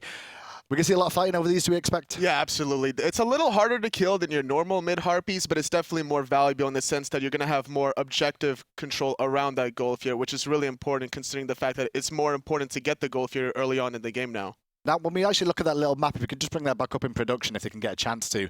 Obviously, we saw 2 little maps that came on your screen, what the map looks like as a whole, and what the extra areas are now, the different changes that we can see. You can see the little red outline there near the red and speed buff on the right-hand side and the left-hand side. That just shows the camp changes in terms of like not being able to see vision from the mid lane, as well as obviously the blue and orange around near the fire giant, which we'll get to, and the gold fury area as well to show where these new buffs are going to be. And the reason that color is just to show, you know, they're going to be contestable buffs once more, just like the mid-harpies and the elementals as well. Right. So this Oracle thing, you know, it's going to be interesting to see how this one works out, because you can't really rotate your whole team over to solo lane and leave them exposed, because you could lose the free experience and gold there as well, and it could cause some issues as well. There's a lot of things to do around this map in Season 4. Right. Yeah. That's the main aim, is what you're trying to tell me here. Yep. Well, we guess we should turn to what's on the other side of the map then, the other new buff, which is going to be, I need to find its name so I get it correct first of all. The Portal Demon. Yep. It's the Portal Demon. That is his name. I wonder what he's going to do. Pom-pom. Yeah, I Portal don't know. stuff. Do you want to explain? Yeah. So when you kill the portal demon, Yep. it's about gold fury level difficulty. It's pretty challenging to actually take. You probably need a few people to take it. When it dies, it'll actually summon a portal onto the map that it leads to your base. Well, it doesn't lead to your base. It's from the base to the portal. Yeah. So when you back, you can go through this portal and you'll appear at the fire giant pit where you killed the monster. So there's a little look at him on the screen. He's going to be opposite pretty much the fire giant, but behind the mid-harpy camp for the most part. And when you kill him, obviously that's his leash range around the area around him as well. Yes. Now, obviously, last hit is the big key. You get the last hit on this, just like the Gold Fury, you're the one that's going to control this. Yes. And this is going to give you a temporary portal that's going to allow you to come from base, as we could see there, and all the way through, correct? Yep, and the big thing there is it's this new kind of contestable thing on the right side of the map. Yep. We added a new one to the left side because the left side didn't have much early game kind of fights that you Like could... fire elementals, Yeah, they didn't really have fire elementals, and so this gives something for the dual lane especially to fight over, kind of puts pressure around the whole map. And now with this one, this is now a new late game thing. Maybe you can't take Fire Giant, but you have an advantage. You can take this cam instead, and then exert pressure around the map for like the next 30, 40 seconds. Now, this buff is actually, this guy actually spawns at 10 minutes in the game, just to be clear. Yes. And there's a respawn value of 5 minutes as well, just so you all guys know as well. When he is actually killed, he's worth experience and gold for the team as a whole. And I believe there is going to be, obviously, there's a portal time that the portal lasts for. It's not going to last the whole 5 minutes, boys and girls. Don't panic. No. It's going quite to be short. a temporary portal that's going to appear for you at a time that you guys can use as a team to quickly go back to base and come back through as well.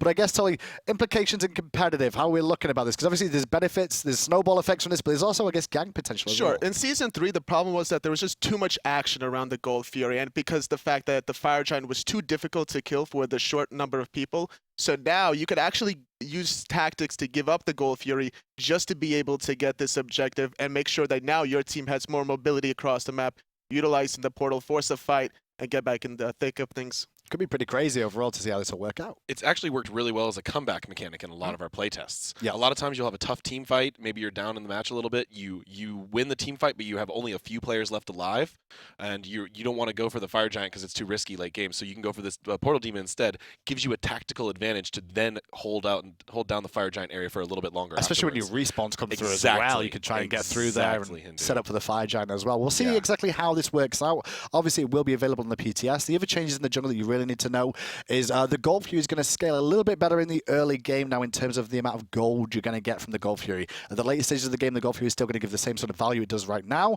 but in the early game, we are focusing on making sure that Gold Fury is actually worth a little bit more. I'm just checking through the notes. It started at 150. It's now going to start at 190 gold this time round. And that's just mainly, I guess, just make it those early Gold Furies more rewarding. Exactly. It's to make it a little bit more rewarding. We also want to make sure that by the time the 10-minute Portal Demon comes up, Gold Fury is going to have been impactful. It'll be a little bit more impactful then, because we want to make sure that Gold Fury isn't outclassed by Portal Demon. There's still going to be plays where you're going to make the call to go for Gold Fury instead of Portal Demon, and so that's just kind of there to balance it out. Okay. Well, we'll see how these changes to the map will actually impact things as well, but obviously we can move along now as you've seen the little tweaks that are going to be happening. Obviously, the experience amounts and things you can read in the full patch notes. I'm not going to go into detail of 5 experience of this, 10 added to this, or anything like that. What you need to realize is that jungle's going to have more experience overall in it, but the side lanes and the middle lane are going to have a little bit less experience trimmed off those as well. You can read that through in the full patch notes after the show. But next up, it's time to move on to the consumable tree. Is going to be the first thing that we're going to branch onto here, first of all. And the first thing I see here, Ajax, I'm coming to you because the first thing I read is rituals. Oh yeah, I'm really excited about What these. is a ritual? So a ritual is a new type of consumable item in Smite that is expensive, and upon use you get a strong relic-like or ability-like effect. Okay. So these are going to be only available in the late game. So it's literally a relic that you can buy as a consumable. It's even better than most relics, yes, because they're expensive and you only get one use. Oh, they better be good then. Oh, they are good. They are Okay. strong, and we've been playtesting with them like crazy, and Yeah, I think we've used like every so single much one. fun to use. Yeah. Well, at release, we're going to have, I believe it's 4 rituals, correct? That we can potentially pick from here as well. Now, the key features of these as well is they're only usable at level 10, just like the Potions of Might and stuff that we've had before. And you can only use 1 per purchase, so you can't stack loads of these in your inventory and just keep using them over and over again. That would be really smart, though, if you could do that. Shout out to the designers of recognizing that, otherwise I would have just been buying them and just blinking everywhere if I could. Yep, And talking about that, I guess we should go through exactly what they do. The first one is going to be the new ritual consumables Rallying Ritual, which is going to cost 750 gold. All the rituals will be 750 gold. Now, the Rallying Ritual, when activated, it teleports you to the allied god of your choice after a 4-second channel time, can be interrupted by hard CC, and ritual is lost. This is basically teleport, right? But teleport to gods. Yeah, the old teleport gods. Yep. It can be CC'd still, but this means, Tolly, I guess you don't have to buy TP anymore. I mean, technically you don't, but in the solo, you're still going to want to buy teleport for sure. Just spend 750 and teleport in is fine. Yeah, when it's like maybe 40 minutes into the game, then you're going to buy this relic. But at the same time, this is really important to have this in the game because nobody would go teleport to the gods before because it was such a niche kind of relic to have. But now with the consumable, we're going to see a lot more late game tactics and a lot of interesting surprises coming out of a lot of teams with this ritual. Well, the next one on the list is also going to be 750 gold. Is called Flickering Ritual. And Pom, what's this? Combat Blink. It's basically combat blink. If you didn't know what that was before, what this will allow you to do is blink while you are in combat. It pretty much explains itself, but it's called Flickering Ritual now. And this is one-time consumable, blink 55 units away instantly, and can be used during combat. Right. Tolly, we happy about this in the competitive aspect? I mean, it's worth 750 gold, so you better get the value out of it. You got to get at least an objective out of it. So if you survive. Yes, and survive maybe potentially, or for initiation purposes. If somebody stops your initiation because they know you have a blink, but now all of a sudden they got you in combat. Now you baited out that one squishy target or that one tanky target, and now all of a sudden you're in their back line, and then you could blink later on down the road. Well, the next one on the list is going to be a Revealing Ritual, which is also 750 gold. I'm going to keep saying it to you all now.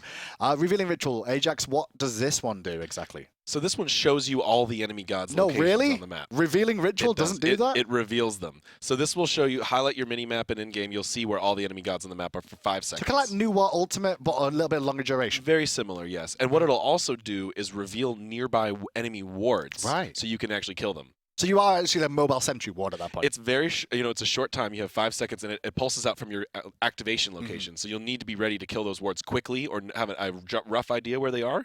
But it essentially allows you to counter ward very strongly and see where the enemy team is. Awesome. So around the fire giant P, you could technically pop it, make sure no one's around, and then run around quickly, check for all the wards. Totally. Yep. It sounds like the best relic actually competitively late game, because you always want to be able to keep an eye on where that assassin is in the back line. That assassin can basically one-shot a squishy, so keeping an eye on him will be and split pushing things like that as well, I guess. Exactly, gets low keys past us. Looking for the cheeky backdoor and stuff like that. It could cause a few issues as well. Next up on the list is going to be the Frenzied Ritual, the last of the rituals that will be in at PTS for now. And this one is going to be Frenzy, basically. Pom, correct? It's Frenzy, but a lot stronger. Oh, God, it is. Yeah, it gives you attack speed, it gives you % damage increase, and it does so for 10 seconds to all allies around you when you activate it. So it's a 55 unit to all allies around you and yourself, increasing your damage output by 25% on all targets, and increases your attack speed by 20% for 10 seconds. Tolly? It's pretty good. How are we feeling about this one? It's not too shabby. You know, who can complain about all those stats? But it is not permanent. You know, you have a duration on it, and it's yet again late game. If you buy this ritual in the mid game and it doesn't work out, now all of a sudden you're not going to be able to complete that tier 3 item that you really wanted to. So we could potentially see this being picked up earlier on, like that risk versus reward. So the other ones I would say are more late game, but this one could be potentially picked up. I would say the earlier rituals over all Tolly's, like we said, they all seem risk versus reward here for the most part, and it kind of comes across to me that if you're behind, you could pick one of these up to try and turn the tides maybe a little bit, or make them even worse for yourself. Or at the same time, like if you've got that bonus gold, you could be like, hey, I wonder if we can like push the advantage even more. If you decide some team and then you get 2 towers down the mid lane, you pick up Gold Fury, all of a sudden now it's paying it off for the whole team that you got it for. Well, that's rituals for now, but there is other consumable changes as well coming this patch, and the next one on the list is going to be chalices. I'm going to go over to Pompon, and Pompon's going to tell us what a chalice actually is going to do. So a chalice is a consumable that you can buy. It's 300 gold. And when you pick it up, it gives you use cases for potions. Like it's basically Awesome. like a normal potion. Right. But then when you back to base or enter the fountain, it refills. And Okay. it will do so for the rest of the game. And there's a health potion one, there's a mana potion one, and there's a oracle's one, which is wards. Oh, yeah. Ward one. Yes. Support players around the world are like, yes, finally. So this is going to allow you to, for the healing ones and the mana ones, just to be clear, they are 300 gold each, boys and girls. They act just like a normal health potion or mana potion, correct? Apart from there's going to be 3 stacks in this overall. Yes. Every time you go back to base, the stacks will refresh back to 3. When you sell this item, you don't get anything for it, though. Correct. You So get this nothing is for another investment risk-reward mechanic. Yeah. And there is one key difference between them and normal potions, which is the duration will not stack. So you can't just drink all 3 and then increase it to 75 seconds. Just so you know, you just will so you know, refresh. that was thanks to me Yeah, that got he fixed. he broke that. Because the first day I got to playtest that, I immediately just popped all the potions in base over and over and just kept refreshing. And I was there with like 17 minutes of potions ticking. I was like, this is great as backers. Yeah, Yeah. I feel like I've got That's infinite mana balanced, right right? now. And I was like, Balance. probably need to do something about that. So they did, which is good. Yes, and I'm really glad we included you guys on a lot of early playtests. I'm we got sad some because great there's people out there that are feedback. very upset about that too, because they're like, man, I would have loved to have run around as, infinite health. We would have backers fixed it region." before PTS Yeah. is shipped anyway. We'll see. We'll see. We would have fixed it the next day. Now, the Someone would have Oracle found it. on there as well, the Ward version of this is an additional 100 gold, so it's 400 gold for the Ward version. This will give you maximum of 2 wards. They are normal wards, not sentry wards, okay? Right. And you can place 1 ward per use, so 2 wards per use, go back to base and regen. So for the fact it's 400 gold, it's pretty useful in the earlier game, Tolly, would you say? Obviously, sentries is still going to be useful, but constant free ward so you can escalate your build. Yeah, absolutely. This is a must-buy for a lot of side lanes as well. There should be no excuse really? for a solo laner at all to not pick this up after their initial starting build. They might not want to pick it up right off the Really? bat because sometimes you might want to fight, get your health potions online, multi-pots. But then once you're first back, you might as well pick this up right off the bat and try to help your team out. Get vision around that portal demon and the fire giant elementals as early as possible. Okay, that makes a lot of sense. Well, they're the 3 chalices that are going to be in the game, but we're also going to make a small change as well to the potion of magical might and the potion of physical might this patch as well. And it's going to extend the timer from 3 minutes to 5 minutes. Now, the main reason I think we're doing this is because we want people to be buying the rituals. Yes. And you can't really buy them if you've got to hold these potions in your hand. At 3 minutes, you have to hold on to those potions, and so if you have to pop it immediately because you want a frenzied ritual as well as your wards, Yep. then you have to pop it immediately. You're going to waste a ton of it. So So in- now you can pop it. You get an extra 2 minutes, so it's not that detrimental to you. In theory, you're probably going to pop it after 2 minutes anyway, for the most part. So you still Yeah. get the same 3 minutes. It's just a little bit more useful for you. Maybe you pop it, use the teleport ritual, and then gank with the extra power too, and it lasts the whole 5 minutes. And we'll find out. You guys at home are going to get the chance to do this. So much skill potential in these. And Yeah. now it's on to relics next. Now, obviously, relics, they still exist in the game. They're still going to be here for Season 4. Right. But Ajax, we've had a little look at these overall now, and things have been changed a little bit. Tell me a little bit about the plans with relics this season. So you're going to see a lot of relic balance. A lot of them are going to be adjusted up and down, and there's Yep. going to be one key new feature, which is relic upgrading. Okay. So at Season 4, for 500 gold at any time in the match, you can upgrade a relic you already own and to a more powerful version. Anytime in the match. You got to go back to shop, and there's no time limit, there's no level restriction. Just if you have the money, you can spend it to improve your relic. And it'll improve the relic, which you still get the relic base for free at level 1, and then one again at level 12, I should say. Correct. And then you can upgrade it for 500 gold. And then it's obviously some changes to the relics, which I guess we should go through now as well. Yeah, so this is we going got to some add a lot moves. more diversity to build order, and this is going to be another risk reward and timing thing, like Yep. when to do this. If you wait till late game, maybe it's too late. If you do this early, maybe you're costing yourself an item. But the point is we wanted to give people a little bit more control over their relics. Well, the first thing we need to mention about the relics then is that Frenzied Relic and the Scout Relic have both been removed from the game. Shocking, I know, but it might be because of the fact they're both part of consumables now, so you can still get those effects. We didn't want them double stacking. But then we have Aegis Amulet, which is Aegis. It used to be known, artist formerly known as Sanctuary, artist formerly known as Aegis Amulet, is now back again. Yeah, so just to touch on that Thanks for for a that. moment, all relics are being renamed. Oh, and yeah? a lot of them are having new icons for this season because, relic is a word that means something, some sort of legendary object, and we wanted to make that more consistent in Smite. So all of the relics now, if it was possible, we really tried hard to bring back some of the fan favorite names, and then they're also going to be consistently these legendary objects. Just as a heads up from everybody who does commentary work or everybody who works with this game, thank you so much for renaming them over again after we had to spend the last year changing the way we said the name of the same thing. But at least we can go back to beads again now. Yes, beads and Aegis. You can say that again. Yeah. And you will be correct. Yeah. And I never broke the habit, so I'm sorry, but I know you guys have. We had to. We know, don't get a choice. We get told off for it that. It is part of your otherwise. job, though, so. I guess. It's part of your job to balance things correctly, AJ. Don't start that game. It's all in the fine print. We are all trying. We're all trying our best, okay? So, Aegis Amulet is back, and for the upgraded version of it, the base version of this is going to be the same as what it currently is in the game. However, the upgraded version for 500 gold will lower the cooldown, I should say, by 30 seconds. So it'll go from 160 seconds to 130 seconds. The next one on the list is going to be Blink Rune. Blink, basically, boys and girls. The upgraded version of this will lower the cooldown from 120 seconds down to 90 seconds, so it'll up a little bit more often. And then we move on to the Cursed Ankh, which is a new relic this season. Pompon, what is it? So I have to make sure they all straight in my head. We basically split the attack speed and movement speed slow as well as the healing reduction. I thought this was a new one. It's technically not. So It's I apologize for technically that. It's not that new. It basically used to be called Curse, boys and girls, but Yeah. it doesn't slow anymore. It's just a healing reduction, correct? Yes, and so the big thing there is it makes the effect more powerful because it's not tied to anything, so we can make the anti-heal a little bit better. Right. And it's very specific in its goal. When you buy it, you're getting it for this specific reason.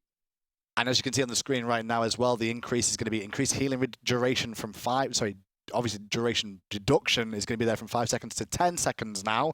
10 seconds is a long time, but it no longer slows. And if you upgrade this to the next version, you'll get a 65% slow instead of 65% healing reduction instead of a slow, and also increase the length of time from 10 seconds to 15. Wow, totally. That's really important, actually. Goodbye, because, healers. Well, the whole point is... Do any make issues now? Is that what needs to happen right here? Well, Like, healers are they already done? have it rough, but we have some other changes for healers later down the road. Yes, we But, sure do. Okay. The whole anti-healing aspect was, sure, you can anti-heal somebody for 4 seconds, but they're just going to go out of combat and heal anyway. So now this will have that lingering effect to still limit their out-of-combat healing. Okay. Next on the list, then, we have got some new ones here, and that's why I got confused with Pompon there. Apologies. Yes. The name changes are getting me already. But one thing that's back is Hog. Hog is back. No longer called Wrath. It is now called Hog, and if you don't know what Hog means, it means Hand of the Gods is back in the game right now. Why is Hog still in the game, AJ? Because we changed it a lot. You better have. I know, I did. Better so have. what we really discussed with this item is, along with Curse, we're trying to make these relics more. It's okay to abbreviate the names, right? You can still call Cursed Aren't Curse. It's perfect. It's still going to get Both called names Curse. are in there. Yeah, it's fine. We're done with your relic decisions now. We're going to name them what They're we both see in there, yeah, and that's part of the text. So Hog now is going to have much more focus on jungle clear. So previously, this item was actually picked up a lot more for boss secure. Correct. Jungle boss secure as like a guardian item. That seems like two very different things for us. So in season 4, this item is going to be no longer affecting jungle bosses at all. No Gold Fury or Fire Giant secure with it. What about the oracles? Are they okay to be hit by Those this? are not jungle bosses. The Portal Demon. The Portal Demon is counting as a jungle boss. Okay. He is not going to be able to. Just wanted to clear be that hit up for by it people. either. Yes. So you can now use this as a jungler to aid your clear or to quicken up your rotations, and you're going to get rewarded for using it as an execute on those jungle camps. So lower cooldown and taking away the boss secure part of it. So it's only going to be used for normal camps, so it's mainly a jungle item you're going to see if this does get picked up now as well. It's going to deal 300 damage plus 10 per level, damage to a single enemy minion or jungle monster within 12 units.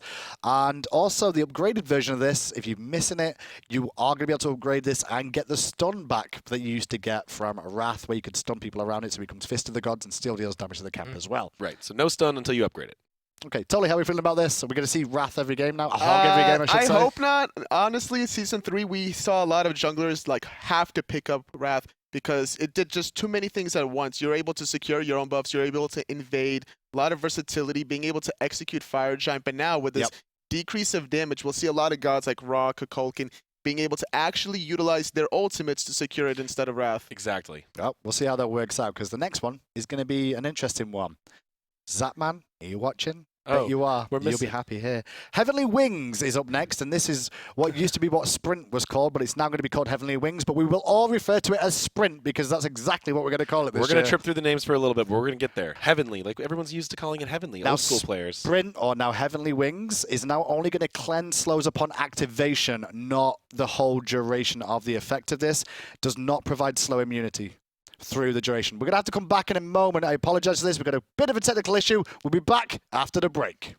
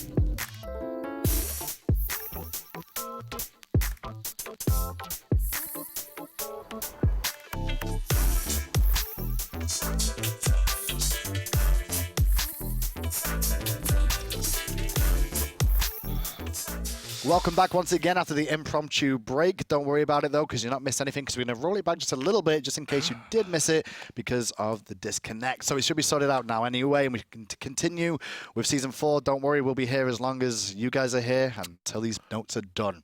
I'm predicting 7 o'clock right now. Yeah, it's going to be really Our long. time. And it's currently 5:30, just as a heads up. So, Hand of the Gods was one of the ones we talked about before the incident happened, so we'll just go back to Hand of the Gods again. Now, it used to be called Wrath. It's now going to be Hog, but it's not going to be able to secure objectives anymore. It's not going to do a 1200 execute or anything like that, a 1200 damage boost. It's only going to be used on jungle mobs for the most part. Now, if you do execute a minion in the jungle, however, it does give you a reduction, correct? Yeah, so if you actually kill a minion with it in the jungle, you get a huge amount off. So that way, like, it's really incentivized that you're using this to secure your jungle camps. It doesn't have the boss component anymore. Now, totally, that will help, I guess, with some of the weaker clearing jungles, the ones that struggle in the jungle against single target mobs, maybe like burst those down a little bit quicker and accelerate their jungle. Yeah, you're always going to want to look for any sort of advantages you can get if you are lacking in that clear. If you're better at boxing than you are clearing camps, you'll still want to pick this up, but it's just not going to do as much for you as it was in Season 3, and as a result, we'll see different mages potentially being played as a strategy just to secure the Gold Furies and the Fire Giants. We can see that for sure. And obviously with Hog as well, what we didn't mention as well, I should say, is the upgraded version of that will give the stun available to the Wrath as well. Or Hog, I still can't get used to it. We'll get there. We'll get there. It's going to hurt this year. I'm not looking forward to it. But what we were saying, and we can go on to it now, is Zapman was watching because he tweeted at us, but Zapman will be very happy about the next change, which is about Sprint. Sprint is now going to be called Heavenly Wings. Now, when you first use Heavenly Wings, it will cleanse slows upon activation, but it will not provide slow immunity throughout the duration. However, the upgraded version of Heavenly Wings is going to be Zapman Wings, is what I'm going to call it. Can be upgraded, and all allies hit by this effect are immune to basic attacked slow penalties. Right. Fatalis for everyone. AoE gas pedal. It's pretty good. But it's still counterable by slows. It still can be slowed. Right. Remember that. You can still be slowed from this. You're not slow immune during Heavenly. Totally, how we feeling? I'm feeling like, Pompon, you definitely liked a lot of Sprint Kali back in the day. Yes. So we might see a lot of these bursty assassins with the Sprint, with the heavily upgraded version of it, where they're going to like run you down. So we're going to see a lot of interesting different relic choices. And I like the fact that it's very specific, all these relic choices. So you have to execute the strategy. If it doesn't work out, you might crash and burn if you don't find the target that you really want. Yeah, whenever you're making these choices, you have all these different relics that provide so many unique effects, and they provide them so strongly that it's like, well, if this doesn't work for me, the other team has this relic still available to them. They can use it to burn us down. So it's pretty cool. Well, next up is going to be Shell, now known as Magical Shell. Magic Shell. Yeah. Magic Shell. Shell. I almost renamed it to Shell of the Celestial Tortoise. The main thing with this, I guess we could say, you should have done that. I almost did. I would just call it Turtle or Tortoise every time. It'd be fine. Yeah. That'd have been bad. But It's one of the only mythical shells I could find. Main thing with Shell this time round is going to have a little bit of a protection reduction here, because obviously it was very strong overall last season. Too good early game. It was too good the whole game, pretty much, for the most part. Well, it's been nerfed in both states. So it has been nerfed. The base protections received decreased from 45 to 30. The damage mitigation reduced from 15% to 5%. And it can be upgraded to give you back up to the 45 protections that you had, and also back up to the 10%. So Shell is still there. But at the same time, you've got to upgrade it to get to that point, first of all, Pom-Pom. Yep. Yeah, it was this thing that a lot of people were picking up because it basically made them immune to boxing in the early game. Yeah. And so we've toned that down. So now when you pick it up, it'll still help your team survive engagements, but it won't be like, well, we can't kill you now because you pop Shell. Totally. Still viable? It's still going to be viable. It's going to hurt your build down the road because you're investing that 500 gold to upgrade the relic, so you might not finish your sovereignty right away if you're a support, if you decide to pick this up immediately after boots, let's say. But I still predict that there will be teams picking this up, especially against mages that will be high bursty. Makes a lot of sense. Next up on the relic list is going to be Meditation, is now known as Meditation Cloak. It's going to say exactly the same as what it is right now. However, the upgraded version will provide all allies hit with a buff of 45 MP5 and 15 HP5 for 30 seconds. So, don't know how much we'll see of that in the Conquest game mode, but definitely in Assault, that's going to be loved by a lot of people. We saw a lot of Meditate, even in SPL this year. Surprising amounts. Yeah, Mm-hmm. so Meditation will continue to be a factor, and getting an upgrade just like every other relic. For sure. Should be good things. Next up is going to be Phantom Veil, formerly known as Phantom. It's going to have a new visual effects and audio. We've removed the basic attack slow immunity, but it now applies 40% CC reduction and immunity to knockups to allies affected by it as well. This can also be upgraded from a 5-second duration to a 10-second duration. Pompon, what's the idea behind this? So I think the big highlight there is the knockup immunity. Yeah. This is something that you'll see down the road. There's a little bit more kind of knockup immunity things because it's such a powerful CC effect. You have to preemptive beads it. If you're in the air, you're in the air, even if he beads it. And it's just one of those things that isn't DR'd either. And so giving the option that if there's a heavy knockup team available, like let's say they have a Wheelix, Bacchus, Sobek, well, you can actually become immune to all that. Awesome. So there's actually some counterplay to knockups now, I guess, overall, because they were the best CC in the game for such a long period of time. Yeah, if you get knocked up in the air, then you just can't get back down, even if you use beads. So you can a lot more situations to pick this relic up than previously. Sure. Well, we'll see how it works out. I'm excited to see if Phantom Veil does get used a little bit more.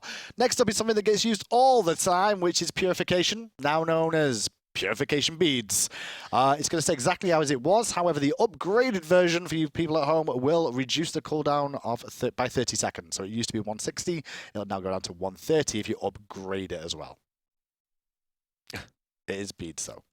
There's one bead, but it's beads. The same thing. It's really zoomed in. It is indeed. Next on the list is Shield of Thorns. Is it back? Oh, yeah. It's back. Well, little buff. We'll see. I'm excited. Shield of Thorns, previously known as Thorns. Damage reflect increased from 40% to 50%, however. So half the damage you take is going to get reflected, and now can be upgraded from a 5-second duration to an 8-second duration, and cooldown decreases from 120 seconds to 100 seconds on the upgrade. Totally, I'm going to come to you for this one, because you're a big proponent of using stuff like this, is what I want to say. So going to be polite. The whole point of this is just to basically one-on-one against any hunter or any magical hunter in the late game. Obviously, there's such a big impact once you get to that late game build that you can't almost touch them, but it obviously matters if they do the damage back to themselves. So this will definitely help you out. Before in the past, we saw Shield on the Underworld, where every soul laner was picking it up back in Season 2, and we kind of nerfed that down in Season 3. But bringing this back up in Season 4, we'll see more warriors kind of stay in that back line, boxing those hunters. Yeah, and I also think we saw, like, for example, Hades kind of came back in for a while because you could actually use that with Hades Ultimate and people couldn't burn him down instantly. So it also means that some other characters are getting an indirect buff this way. Well, we'll see how Thorns works out in the latest patch, because it's not the only thing that's here as well. We're also going to have Sundering Spear, formerly known as Sunder, and it's going to have an updated audio cue for this as well. But the protection and attack speed debuffs have been removed, and now instead it's going to increase the damage taken by the target by 30% for 5 seconds. And it can also be upgraded to increase the amount of decrease the cooldown, and I believe it's the damage that comes from this as well. Yeah, so the big thing here is that it actually provides the damage bonus to the target being dealt. Previously, it was kind of those like BM plays you're just gonna get Sunder to throw it at someone. But now, like if you hit someone with it, your whole team can now dogpile them and burn them down very, very quickly. So you can shred through tanks with this. You can burn down a really squishy target with this, and so it just has more team utility now. So it's almost viable for support to maybe pick up here, Tolly, just to allow the team to burst someone down, maybe. I mean, I've been playing with this relic the most, I would say, out of all the other relics in the solo lane, and you're Scott. Yeah, because I like to box and fight as much as possible. So I'll just pick this up, use it, and then the rest of my abilities will actually get amplified as a result. So, and I would even upgrade this early on just to see the damage implications between Tier 1 versus Tier 2, and it actually worked out really well despite it hurting my build. Okay. It's a good point from Tolly too, is that all these relics you could potentially upgrade at level 1. Sacrificing 500 gold for your starting build is a harsh trade-off. But you could do it. It could work out for you. And one of those things that may help out with you is the teleport is still going to be in the game here. Previously known as teleport, it's now going to be known as teleport glyph. It's going to have an increased cooldown, however. It used to be 180 seconds. It's now 200 seconds, so 20 seconds extra. However, if you do upgrade this teleport now, it's going to drop from 200 seconds to 160 seconds. So in the grand scheme of things, it's 20 seconds more this season for it to be used. However, if you upgrade it, it's 20 seconds less than this season to be used. Pretty much. But there is 2 new relics. Two new relics coming at us. I think we're going to start with Horrific Emblem, because that sounds amazing. It's pretty scary, huh? What is it, AJ? So this is an area effect slow and attack speed decrease. So this is kind of like the split from Sprint, right? This is the split from Curse. Right. So unique things about this is now that Sprint only cures right at the beginning, you can use this afterwards reactively to slow them down and slow their attack speed. Okay. And you also can now focus more on just having kind of a CC relic as opposed to a CC and anti-heals. Lets you choose your targets more clearly. Awesome. So this relic will, AJ just said there, it's going to reduce the slow enemy gods within 55 units by 40% and also reduce their attack speed by 25%. It lasts 5 seconds on a cooldown of 150 seconds. It can be upgraded to stop that, reduce that cooldown, I should say, from 150 seconds down to 120 seconds instead. Interesting. Interesting. We'll see how that one works out. Tony, we're liking that one? I like it a lot because of the changes that we also did to sprint, because the fact that before in Season 3, you would just get... If you had to choose between sprint and curse, you would always get sprint anyway, because once they curse, you just sprint away, and that's it. But now you actually have to decide about which one is more beneficial to your team versus their team. And execution, timing, and area will matter a lot more, whereas previously you just press one button and you just countered them. Yeah. Awesome. Well, we'll see what the next one's going to be, because this was probably my favorite one here, because it was very interesting for the most part. Bracer of the Undoing, because I was trying to break this item as much as possible, this relic, because I fell in love with it straight away. What's the overall idea of this, Palm? What's it supposed to do? So it undoes things, clearly, and the way this works is when you take damage, it kind of stores that damage for 3 seconds at the base form, and then you can heal up 50% of that damage you took. So if you got bursted by a Kraken, you can heal 50% of that back if you use it within the time window, and it also reduces your cooldowns by 3 seconds. So remember those height purification beads plays? They're back. You can do that. Yep. So you have to sacrifice survivability to do it. You junglers out there that know the old days of beads, well, the 3-second cooldown is going to be used here. You can immediately reset your cooldown by 3 seconds of all your abilities, but also you will heal, I should say. Let me just read this out. Using this ability item, subtract 3 seconds from all abilities currently on cooldown and restores 50% health from mana lost within the last 3 seconds. It's got a cooldown of 120 seconds, and when you upgrade this, it's not going to lower the cooldown, but it is going to increase the window that you can heal for from 3 seconds to 5 seconds overall. Totally big play changer here, right? Absolutely. I tried this a lot in the hunter position when during the play test, and it worked out really efficiently for the cooldown specifically, more so than the healing, because there would be times where the anti-healing did play a part. I couldn't survive that, but I was able to get off more cooldowns and actually win those little 1v1 skirmishes. Not gonna lie, I did break this in playtest too, because Pompon all into me as Sir Cat, but he didn't have his ultimate. Hit me with all his poisons, everything. I was on 10% health, and then went undying. And you're just back. On full health, and now what are you going to do? It felt really good. Well, I should have had anti-heal. It was a little bit broken at that point, so we did tone it down a little bit, make it a little bit more balanced, it seems. But yeah, I'm excited to see how that one works at this season. I think the big cool thing about it is it's kind of one of those other selfish relics where Aegis, you could just immune a Kraken. Well, this one, you have to time it. You can kind of bait people out with it. And it has that kind of counterplay where if you have that Circuit ult and you ult them, they can't heal anymore. If you have the anti-heal, it stops it. So it's kind of the selfish Aegis type effect, but it has counterplay to it. And the 3-second cooldown is also going to be really useful for, like, wanting to maybe burn it to get that last second kill, because you need that ultimate available right this second. Could be quite useful. Those hyper-aggressive plays are going to be really fun to watch. Oh, well, there's going to be plenty of those as we move on now to the next section, which is the item update. Now, obviously, we're only on items now. We've got still God balance still to come. But AJ, I want you to actually just talk to me a little bit about what the idea of the items were this season. What's our general goal within SMITE? So we made a lot of item changes. We did. More than we ever have before. Yes, you did. Lots of new items, lots of redesigned items. We're looking at a couple things. One is we made a lot of new starter items and starter item changes. This goes along with the ability for relic upgrading and the jungle starts. We really wanted people to have more diversity in their starts and more control over how they play. Okay.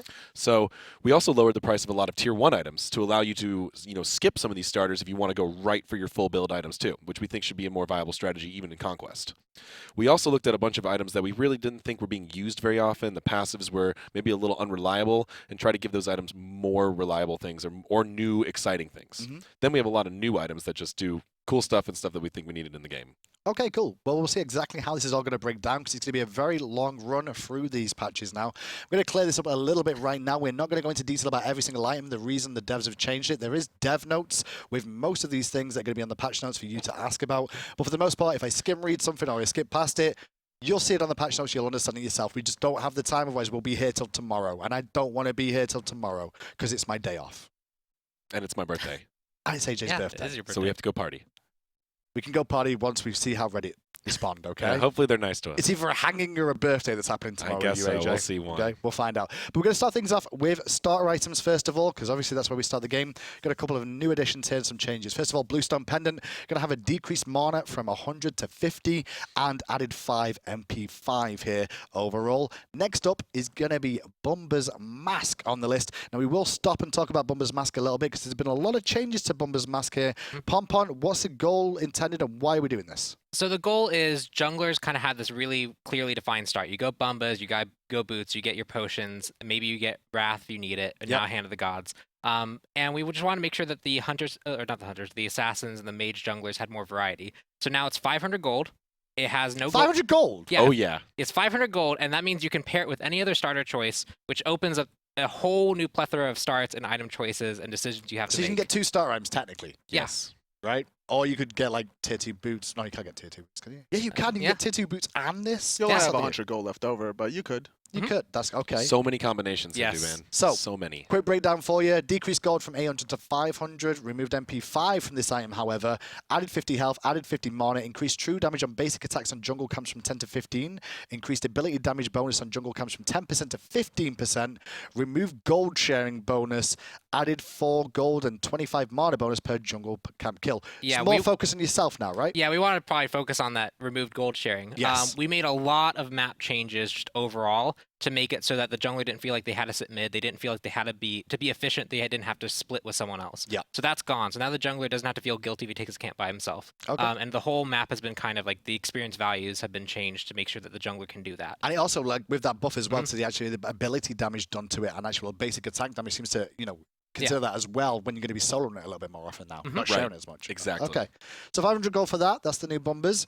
And we'll move on to Death's Toll next on the list. And Death's Toll is going to get small little changes here. Decrease the physical power from 15 to 10. Increase the health, however, from 90 to 100. Increase the passive heal from 6 to 8 health. And increase the passive mana restoration from 2 to 3 mana as well. Not going to go in detail about that one. You can read the dev notes later on yourself because we've got to move on to a new item that's available. And I'm excited about this one because I think it's amazing. And it's going to be called Rangdar's Mask. AJ, what's the design goal of this item? Rangdar's Mask. So first of all, this one's really cool because like Boomba's Mask is from a type of mythology that's not in Smite. So is this. This is from Bali, from that country, their mythologies. This is the demon mask their like demon queen wears. Rangda is who that is. So that's a really fun little lore tidbit. Now for the design, this item is the alternate to Boomba's Mask. It's also 500 gold, and this is what it's going to do is give you very little stats at first, but it's going to build stacks off of kills and assists and build into very powerful stats if you are very aggressive. Okay, well, let's break it down for you. As AJ just said, it's going to be 500 gold, and the only stat you're going to get is 5 MP5.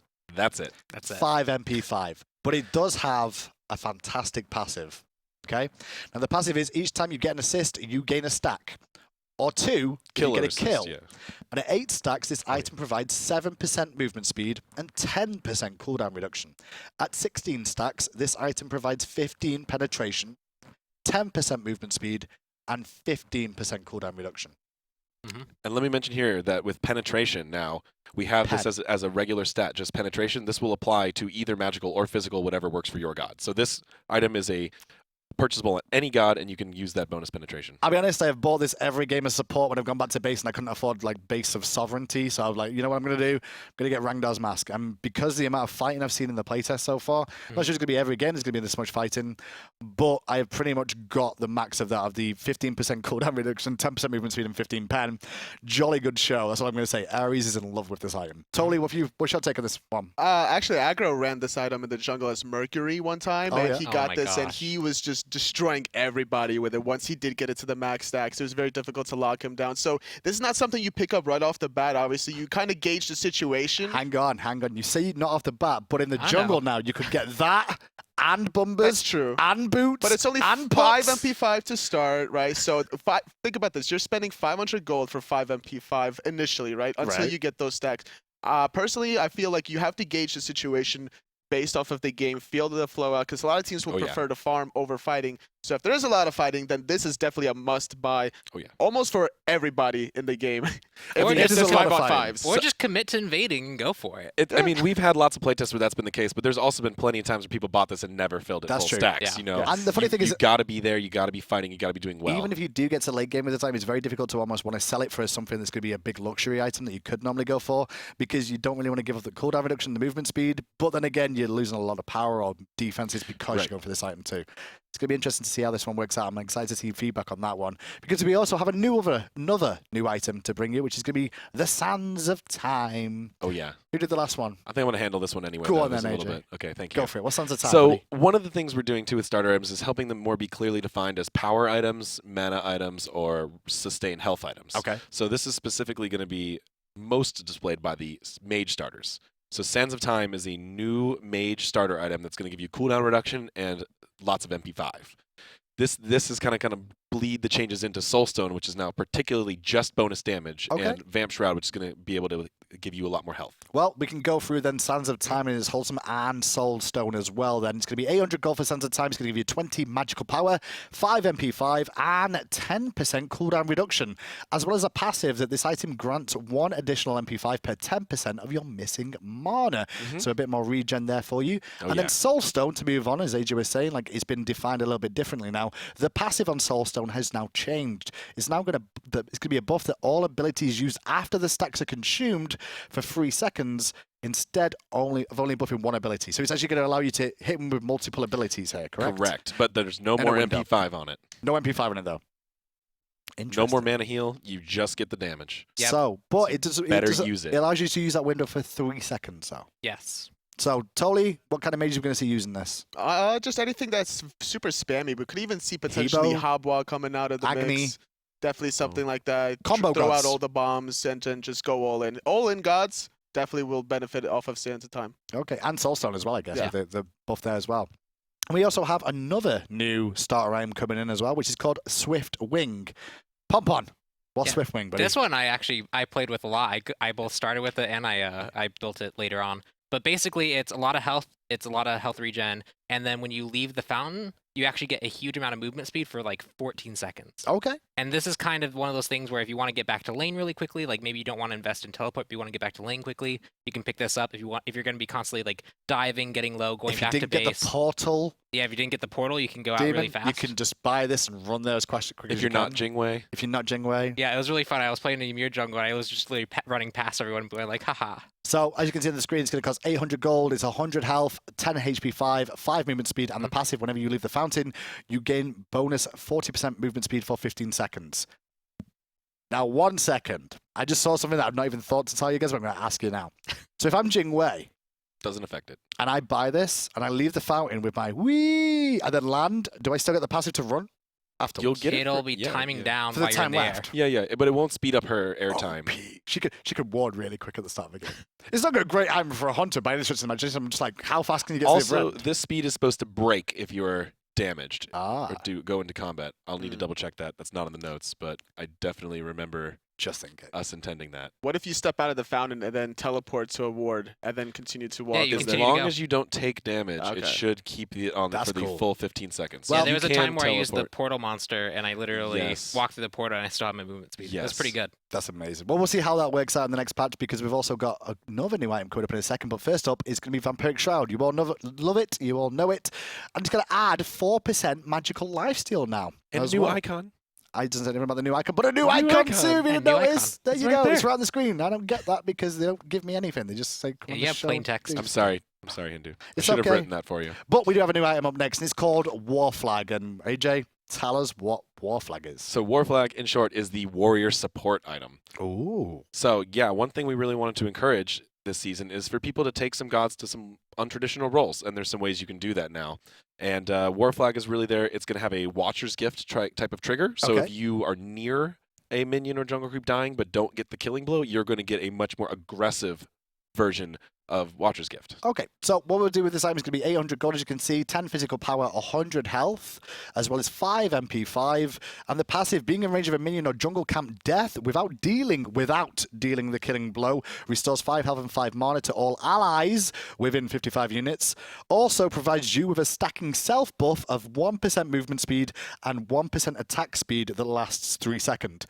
Totally, this is pretty aggressive support item, but at the same time, it's for warriors. Kind of makes sense. It's a trade-off a little bit because you do have to commit that warrior into the guardian position. That's more traditional for the magical side of things. But with this item, you're kind of inclining you and your hunter to kind of hold hand in hand to the jungle, start roaming around, which is actually really important because of the new oracles that we've introduced in Season 4.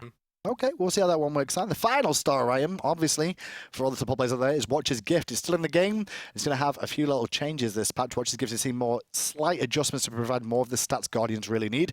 It's going to get 5 physical protection on this, 5 magical protection. We've removed the 5 HP 5 from this, though, I guess, because of the protections.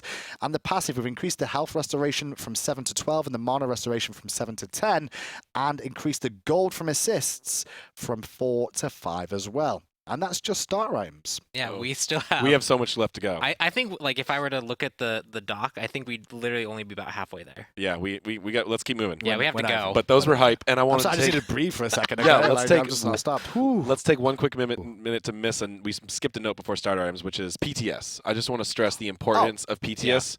Stress the importance of PTS for this. Like, I'm going to be playing PTS.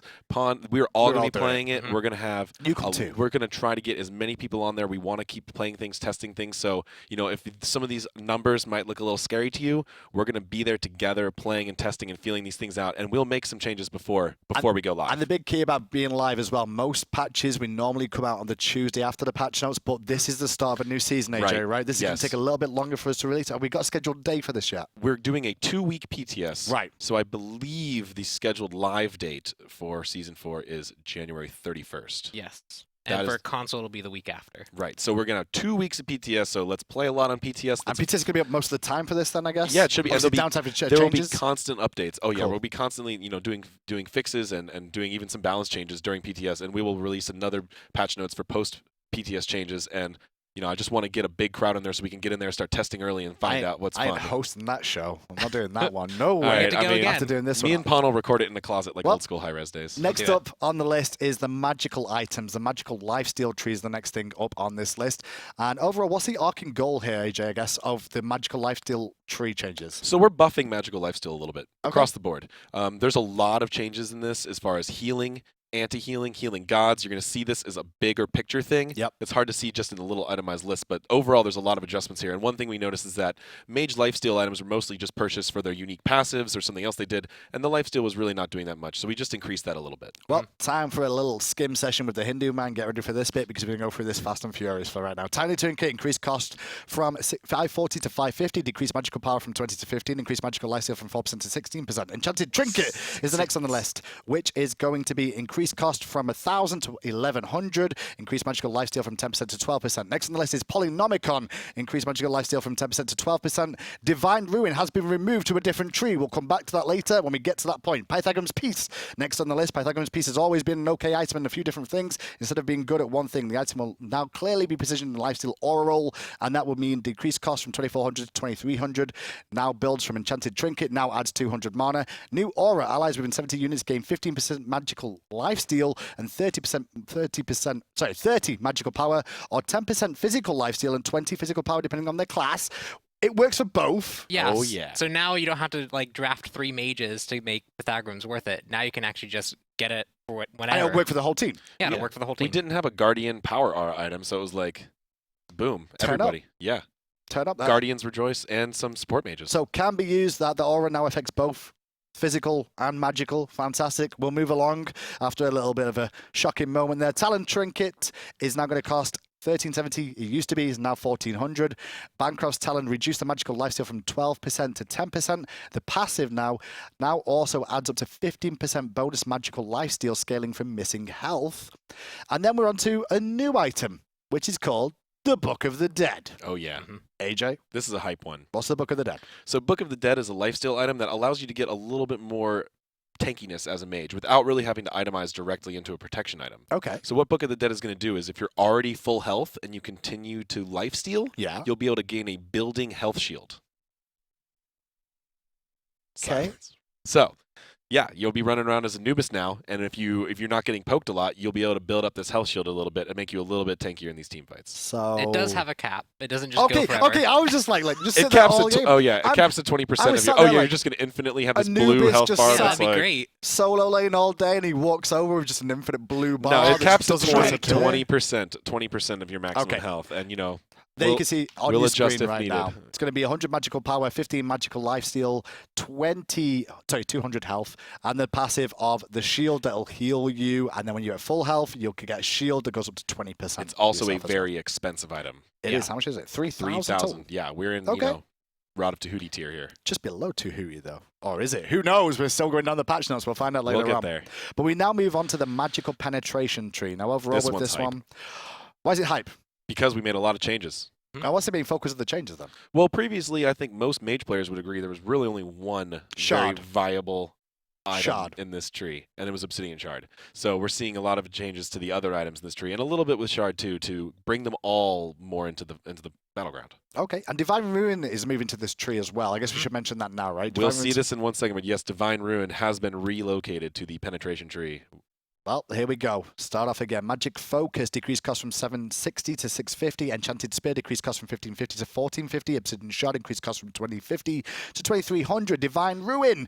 And now we can go into Divine Ruin of exactly what it's going to do. It's going to cost 2400 gold. Now upgrades from Enchanted Spear. It's 18 magical power as well as 15 magical penetration. And the passive, enemies hit by your abilities have a 50% reduced healing and regeneration for 8 seconds. So it's got the healing debuff still, but it's definitely more powerful of an item than what we used to see from it. Yeah, definitely. It's for anti-heal, you want to be able to still be able to deal damage to the other team, and Divine Ruin just didn't give enough kind of the stats that you needed as a mage to really justify buying it, as opposed to Brawlers, which has seen success, and so now it has penetration on it. That's a stat the mage want, and if you need anti-heal, you can pick this up and not feel very bad about it. Totally, we're going to see that as viable in the competitive scene. 2400 gold for pretty much the way Pon described it is just word for word. The way competitive is going to see it as well. That's the reason why we didn't see it, is because of the lack of damage. So penetration, A1. Okay, well, Spear of Desolation is the next item in this tree. It's going to have a little bit of a talking to for the most part. And we're going to see a decreased cost from 3,800 to 2,700, first of all. That's a big jump. Decreased magical power, however, from 120 to 70. And we've added 10% CDR from this, but removed the passive as well. Was this an identity crisis? Is that what the issue was with this? I mean, there was a couple issues with this item. It was incredibly expensive for a very unreliable passive that was even difficult to use when it did trigger sometimes. It had way too much magical power, and so this item didn't see very much purchase. It was there for, kind of for the lulls sometimes. Okay. And we wanted to bring this down and give mages a new penetration option. So right here, they're going to see essentially some sacrificed penetration and power for a cooldown reduction item with also that has these stats. Interesting. At a pretty significant cost, though, still. Yeah, we'll see how that works out. Also, in this tree, Wardstone and Voidstone have both been removed. They've been moved to a new tree, as you can see there. We'll come to that tree in a moment as we move on to Magical Power and Magical Protections. It's a new tree. A new tree of magical power and protections. Oh, this is exciting. This is the Celtic item tree. Is it Celtic items? Is that what it is? Yeah, last year we introduced the Kusaris and the Katanas, which were Japanese items. Yep. And this year we're going to introduce, first of all, the Druid Stone tree, which is magical protection and magical power. And this is going to have kind of a Celtic theme to it. Okay, so all these items in this tree are new, so we're going to have to take our time going through these ones. We're going to start things off with the Druid Stone. I guess is the branch of the tree that it begins at first Tier of all. 1 here. Tier 1, and it's going to cost 700 gold for the Druid Stone. It's going to give you 20 magical power and 10 magical protections as well. Then I guess we go to the Tier 2s here. For the most part, the old Tier 2s? Yep. We'll see. Okay, so Stone of Binding, first of all. Is that Tier 2? This is a new item. This is a Tier 2. This is a Tier 2 bridge item that has no Tier 3. Okay. Interesting. So this is not going to be upgraded past this Tier 2, which is 1,700 gold total, 20 magical power, 30 magical protections, 30 physical protections, and 10% cooldown reduction. And a passive that successfully hitting an enemy god with hard crowd control will place a buff on all allies within 70 units of the user. The buff provides 10 penetration for 5 seconds. So your team gets 10 pen if they're nearby to you, as well as all those lovely stats as well. Very defensive minded. The whole tree. This is something that you can get if you're a guardian. You get a lot of defenses. You get a lot of stats that you kind of need as a bridge item, and then you can go in and CC the enemy team and provide a whole bunch of you can get a whole bunch of penetration for your team. And so it's the kind of aggressive guardian, maybe playing the warrior role a little bit. They can pick this up and feel pretty impactful. The likes of Bacchus in the front line, potentially something like that, could be quite good. Brackens, those sort of things as well. Athena could even dash in and taunt. Totally, if anything, it's the ones that can almost go solo lane for the most part. Yeah, you could even run Athena, Sobek, Ymir in the solo lane, pick up this item, and then once you start rotating in the mid game, just help your team focused at one target that gets out of position. One thing we really noticed is that we had Ichaival and Dynasty Plate Helm, really strong bridge items for physical, aggressive, and magical gods, but we didn't really have a Guardian one. So we wanted to have one that was really support-oriented, protection-oriented, and it'd be that 1700, but sacrificing that late-game build. Gotcha. Well, next on the list is Sage's Stone. I'm guessing this is a tier 2 as well, but it branches up to a tier 3. Yes, the other tier 2 that branches into the tier 3s. And this is going to be 1400 gold, 40 magical power, and 20 magical protection on that. But then it upgrades into, I believe, Stone of Foul, which is a new one here as well. And Stone of Foul, I'm going to read this out and they can talk about it. It's going to be cost 2900 gold. It's 70 magical power, 40 magical protections, 10 CDR, and a new passive. Anytime you will be dealt more than 30% of your max health by a single magical ability, that damage is instead reduced to be exactly 30% of your max health. This effect can only occur once every 60 seconds. Goodbye, Toth! Oh, I'm so sad! What about Scylla and that Toth Giannis and No, Ra? I'm done with Toth. And Giannis as well. Yeah, goodbye to you too. I'm happy about that. Yep. How do we like the item though overall? I mean, 2900 gold totally, looking pretty solid. It is definitely a must-buy against these bursty mages, but at the same time, it's only 60 seconds. Their regular abilities could also proc this if you don't have the health pool, so you might have to pick up this item and also go even more health just to make sure that their initial ability, like let's say the first ability from Ra doesn't proc it, and then all of a sudden the Searing Pain is doing full damage to you. So you still have to itemize accordingly. Definitely risk-reward then, yes, for the most part. It can be very useful in a lot of situations. You'll also be sacrificing power if you go for this in your mage build. There's a lot of other late-game items with a lot more power. Very true, indeed. We'll see how that one works out going into testing as well. Ward Stone now built off of Druid Stone item tree, and the Void Stone now built off the Druid Stone item tree. Magical protection increased from 60 to 70 on the Void Stone as well, just for you guys at home who want to know that. And then we move on to the magical power and physical protection tree. Now this tree overall here, Pompon, I guess, I mean, we had like one major thing that was always picked and then two that weren't really picked. Yeah, this one kind of had like a little bit of weirdness to it. I think Dynasty Plate Helm was one that like really kind of started getting into the fold of things. It gave you a lot of protections that you needed. But there was one specifically that is the first one to talk about, which is Celestial Legion Helm. This one was one of these items that was kind of like it had a passive that was good for the thing it did, but the thing it did didn't come up really often. So it got buffed and buffed and buffed, and then it had a new problem of, well, it just gives you a whole bunch of protections, and it really enabled this mage EDC kind of dominance that we saw. Okay, well now you can see on the screen exactly what it is, which is 60 magical power, 30 physical protections, 20 MP5, and a new passive. Any god affected by your ability heals gains 20 increased physical and magical power for 5 seconds. Yeah, so now this is the aggressive mirror to Lotus Crown. Okay. Yeah, so now instead of, you get a lot more power from this, you get a little bit less protections, and you get to share your power with your team versus sharing defense with your team that Lotus Crown does. So now it mirrors. Okay. And next on this list is going to be a new, it says new next to it, so I'm guessing it's new Jade Emperor's Crown. Of course it is. I've never said that name before in my life. And I'll say exactly what it's going to do first of all, and you can talk about it. It's going to be cost 2150 gold for Jade Emperor's Crown, 20 magical power, 60 physical protection, 100 health, and then aura. Enemies within 55 units of you have their physical power reduced by 30. Yes, I'm really excited about this one. Okay. So there was a weird kind of mismatch in Smite where we have these items that are auras that reduce enemies' power, but Witchblade, which was physical power and attack speed, was available to everyone, and Runic Shield, which did magical power, was only available to mage physicals. Yes, getting mixed up and was saying physical. It's okay, it's been a long times. patch. So what we're doing is splitting these up. So now on this tree, the physical protection tree, magical power, you can get the anti-physical item, makes sense with physical protection, right? Gotcha. And it's only on counter classes, and then we're going to see some other changes with Witchblade ahead of here. That's going to be matching that. And it'll make sense overall with that. It'll all come together, and this is awesome because actually there was a big thread on Reddit about this recently that was like, that's kind of weird that this exists, and I was like literally yesterday. Yesterday, and I'm like, we've had this change and we've been testing with it, and it's been going great, and I love when we come up with ideas and the community comes up with ideas at like the same time, and it just comes together perfectly. It's like one big happy family. We are one big happy family. We are, no matter how much I stutter through item descriptions. It's fine.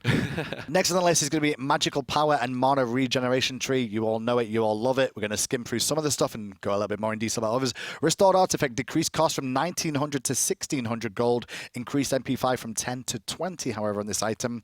And then it's on to Chronos Pendant. Now, Chronos Pendant, the cost has been increased from 2400 to 2900. However, we've decreased the magical power from 75 to 60.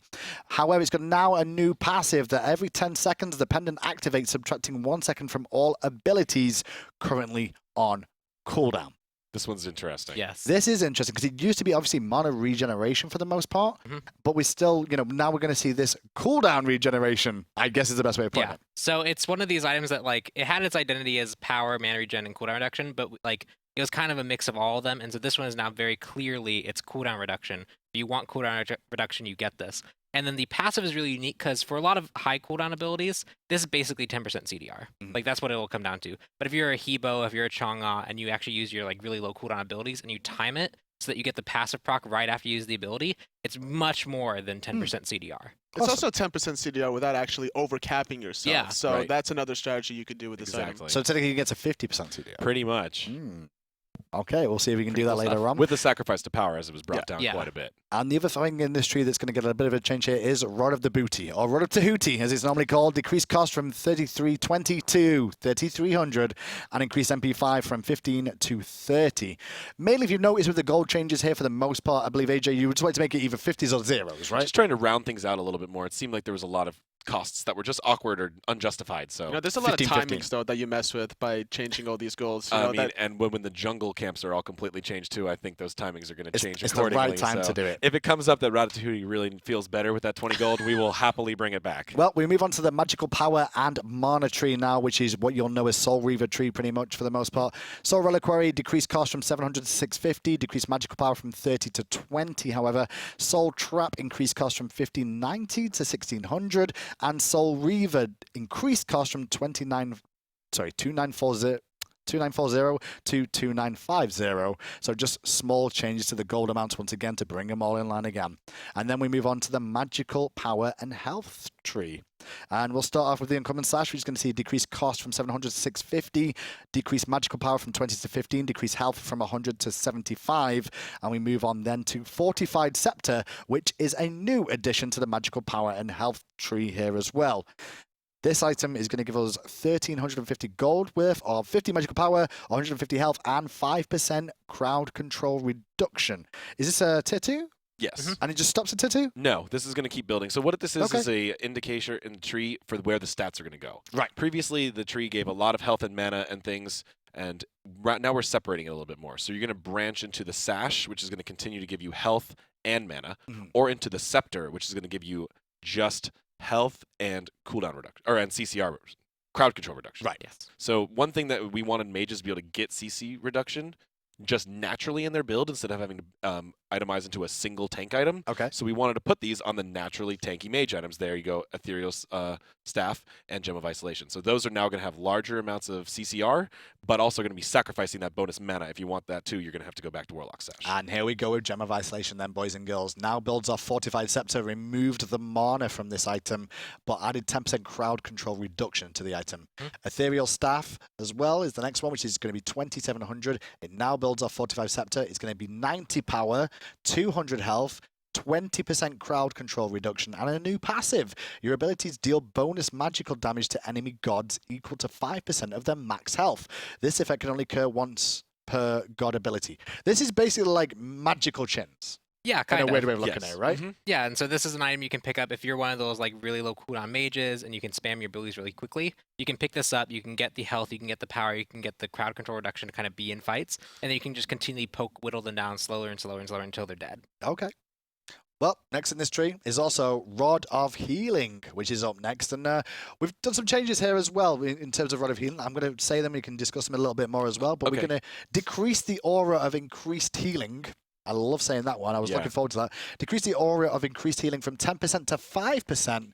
However, there's a secondary aura on this item as well. If you are in combat, you provide 10% additional healing to allies within 70 units. So it's a combat healing seems to be good on the item, but out of combat healing, not so much. Yes, and so this is something you'll see kind of with the rest of the changes as well, is we kind of want to encourage combat healing because we feel like that's valuable. Yeah. But out of combat healing where people just kind of leave the fight, heal up to full, and then come back is something that we want to discourage a little bit more. And so this kind of item is something you can pick up that when you're in the thick of it, when you're fighting a whole bunch of people, you still have very powerful healing, especially with all the new anti-heal reduction items like Divine Ruin, the Cursed... Can't remember the name. Ankh. There we go. We had this whole discussion about Ankh. It's okay, Curse. I remember. But yeah, Curse. Call it Curse still. And so now you can pick this up. You can get the bonus healing for it. It's pretty good. Okay. And on top of that, we're going to have Rod of Asclepius as well. Obviously, going with the trade here of the healing thing. The aura healing bonus has been reduced from 25% to 10%. However, the secondary aura of Rod of Asclepius is going to be when you're in combat, you provide 20% additional healing to allies within 70 units. So just to clarify, those are stacking auras. So those auras are now actually, although they're out of combat is nerfed from Season 3, the in combat is increased from Season 3. So you're going to get total of 30% total increased healing while in combat. Does Ares get double aura off that? Even though he's not going to care too much about a healing aura, does he get double? It's singular aura I'm still going to cite the description. It says I don't second actually aura. know for sure. It says second aura. I know, but, two auras. but his description says for each completed aura item he controls. I don't know if it says, even if we put 20 auras, if that would trigger him 20 times. It might, though, because we've never done this before. With the purple buff we should on probably Ares. Test it on PTS. We should probably, we'll look into that. Next up, magical power and attack speed tree is the next one up. I'm going to go through a few of these as well. Emerald ring decreased cost from 690 to 650. Enchanted ring increased cost from 1075 to 1400. Increased the attack speed, however, from 10% to 15%. Demonic grip has an cost increase from 2280 to 2300, and attack speed reduced from 25% to 20% as well. Next up is going to be Telkine's ring after demonic grip, and Telkine's ring increased cost from 2125 to 2800. However, the power has gone up on this from 45 to 80, and the attack speed has been decreased a little bit from 30% to 20%. We've removed the old passive, and now we've got a new passive on this, which says successfully hitting enemies or structures with basic attacks gives you a buff of 10 magical power.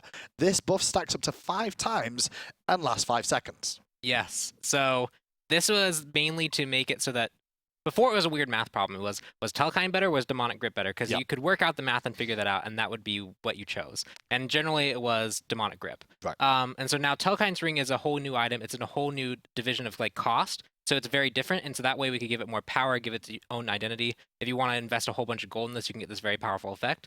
And additionally, this works off abilities now better. So if you're someone who just auto-attacks, Demonic Grip is probably going to shred. It's going to help your team. But if you're someone that like Kronos, who weaves his abilities in pretty heavily, so if he wants to like stack it up all the way and then use his slow and then into the one, you get a whole bunch more benefit from this than someone like Freya can.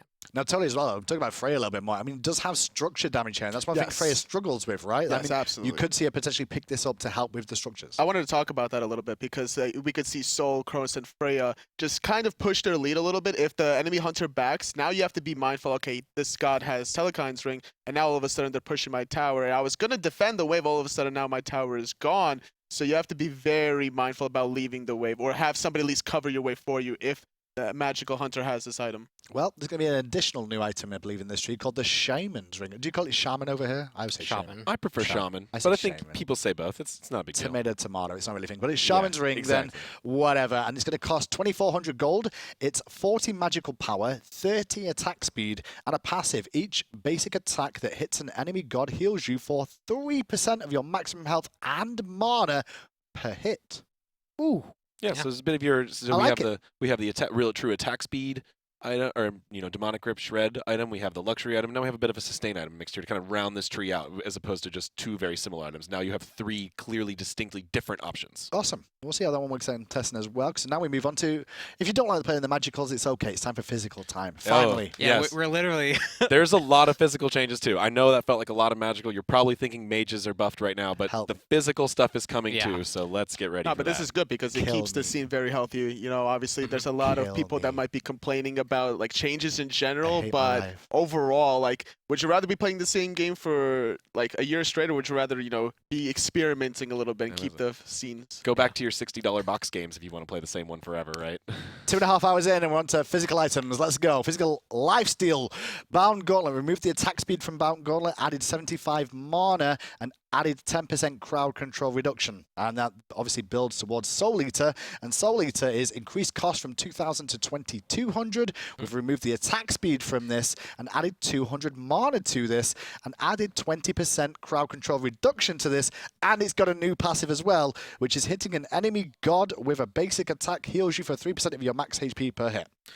So what this did is, again, more clearly defined the split in a tree. So a lot of the lifesteal tree was just a lot of the same stuff just kind of thrown around. Now we more clearly have the mana and crowd control reduction side and kind of more defensive, almost more warrior item side, and Okay. opposed to the normal Blood Forge and what else is over there? Diva gloves. Gloves. That is much more clearly Hunter. So Yeah. now there's a separation here, and we've got Soul Eater pretty much completely redesigned with a much more focus on a little bit of tankiness, a little bit of warrior action. Could come in handy for a lot of times there. We'll move on to the physical penetration side of things next. I'm going to start things off with the Mace, which is going to see a decreased cost in gold from 750 to 650.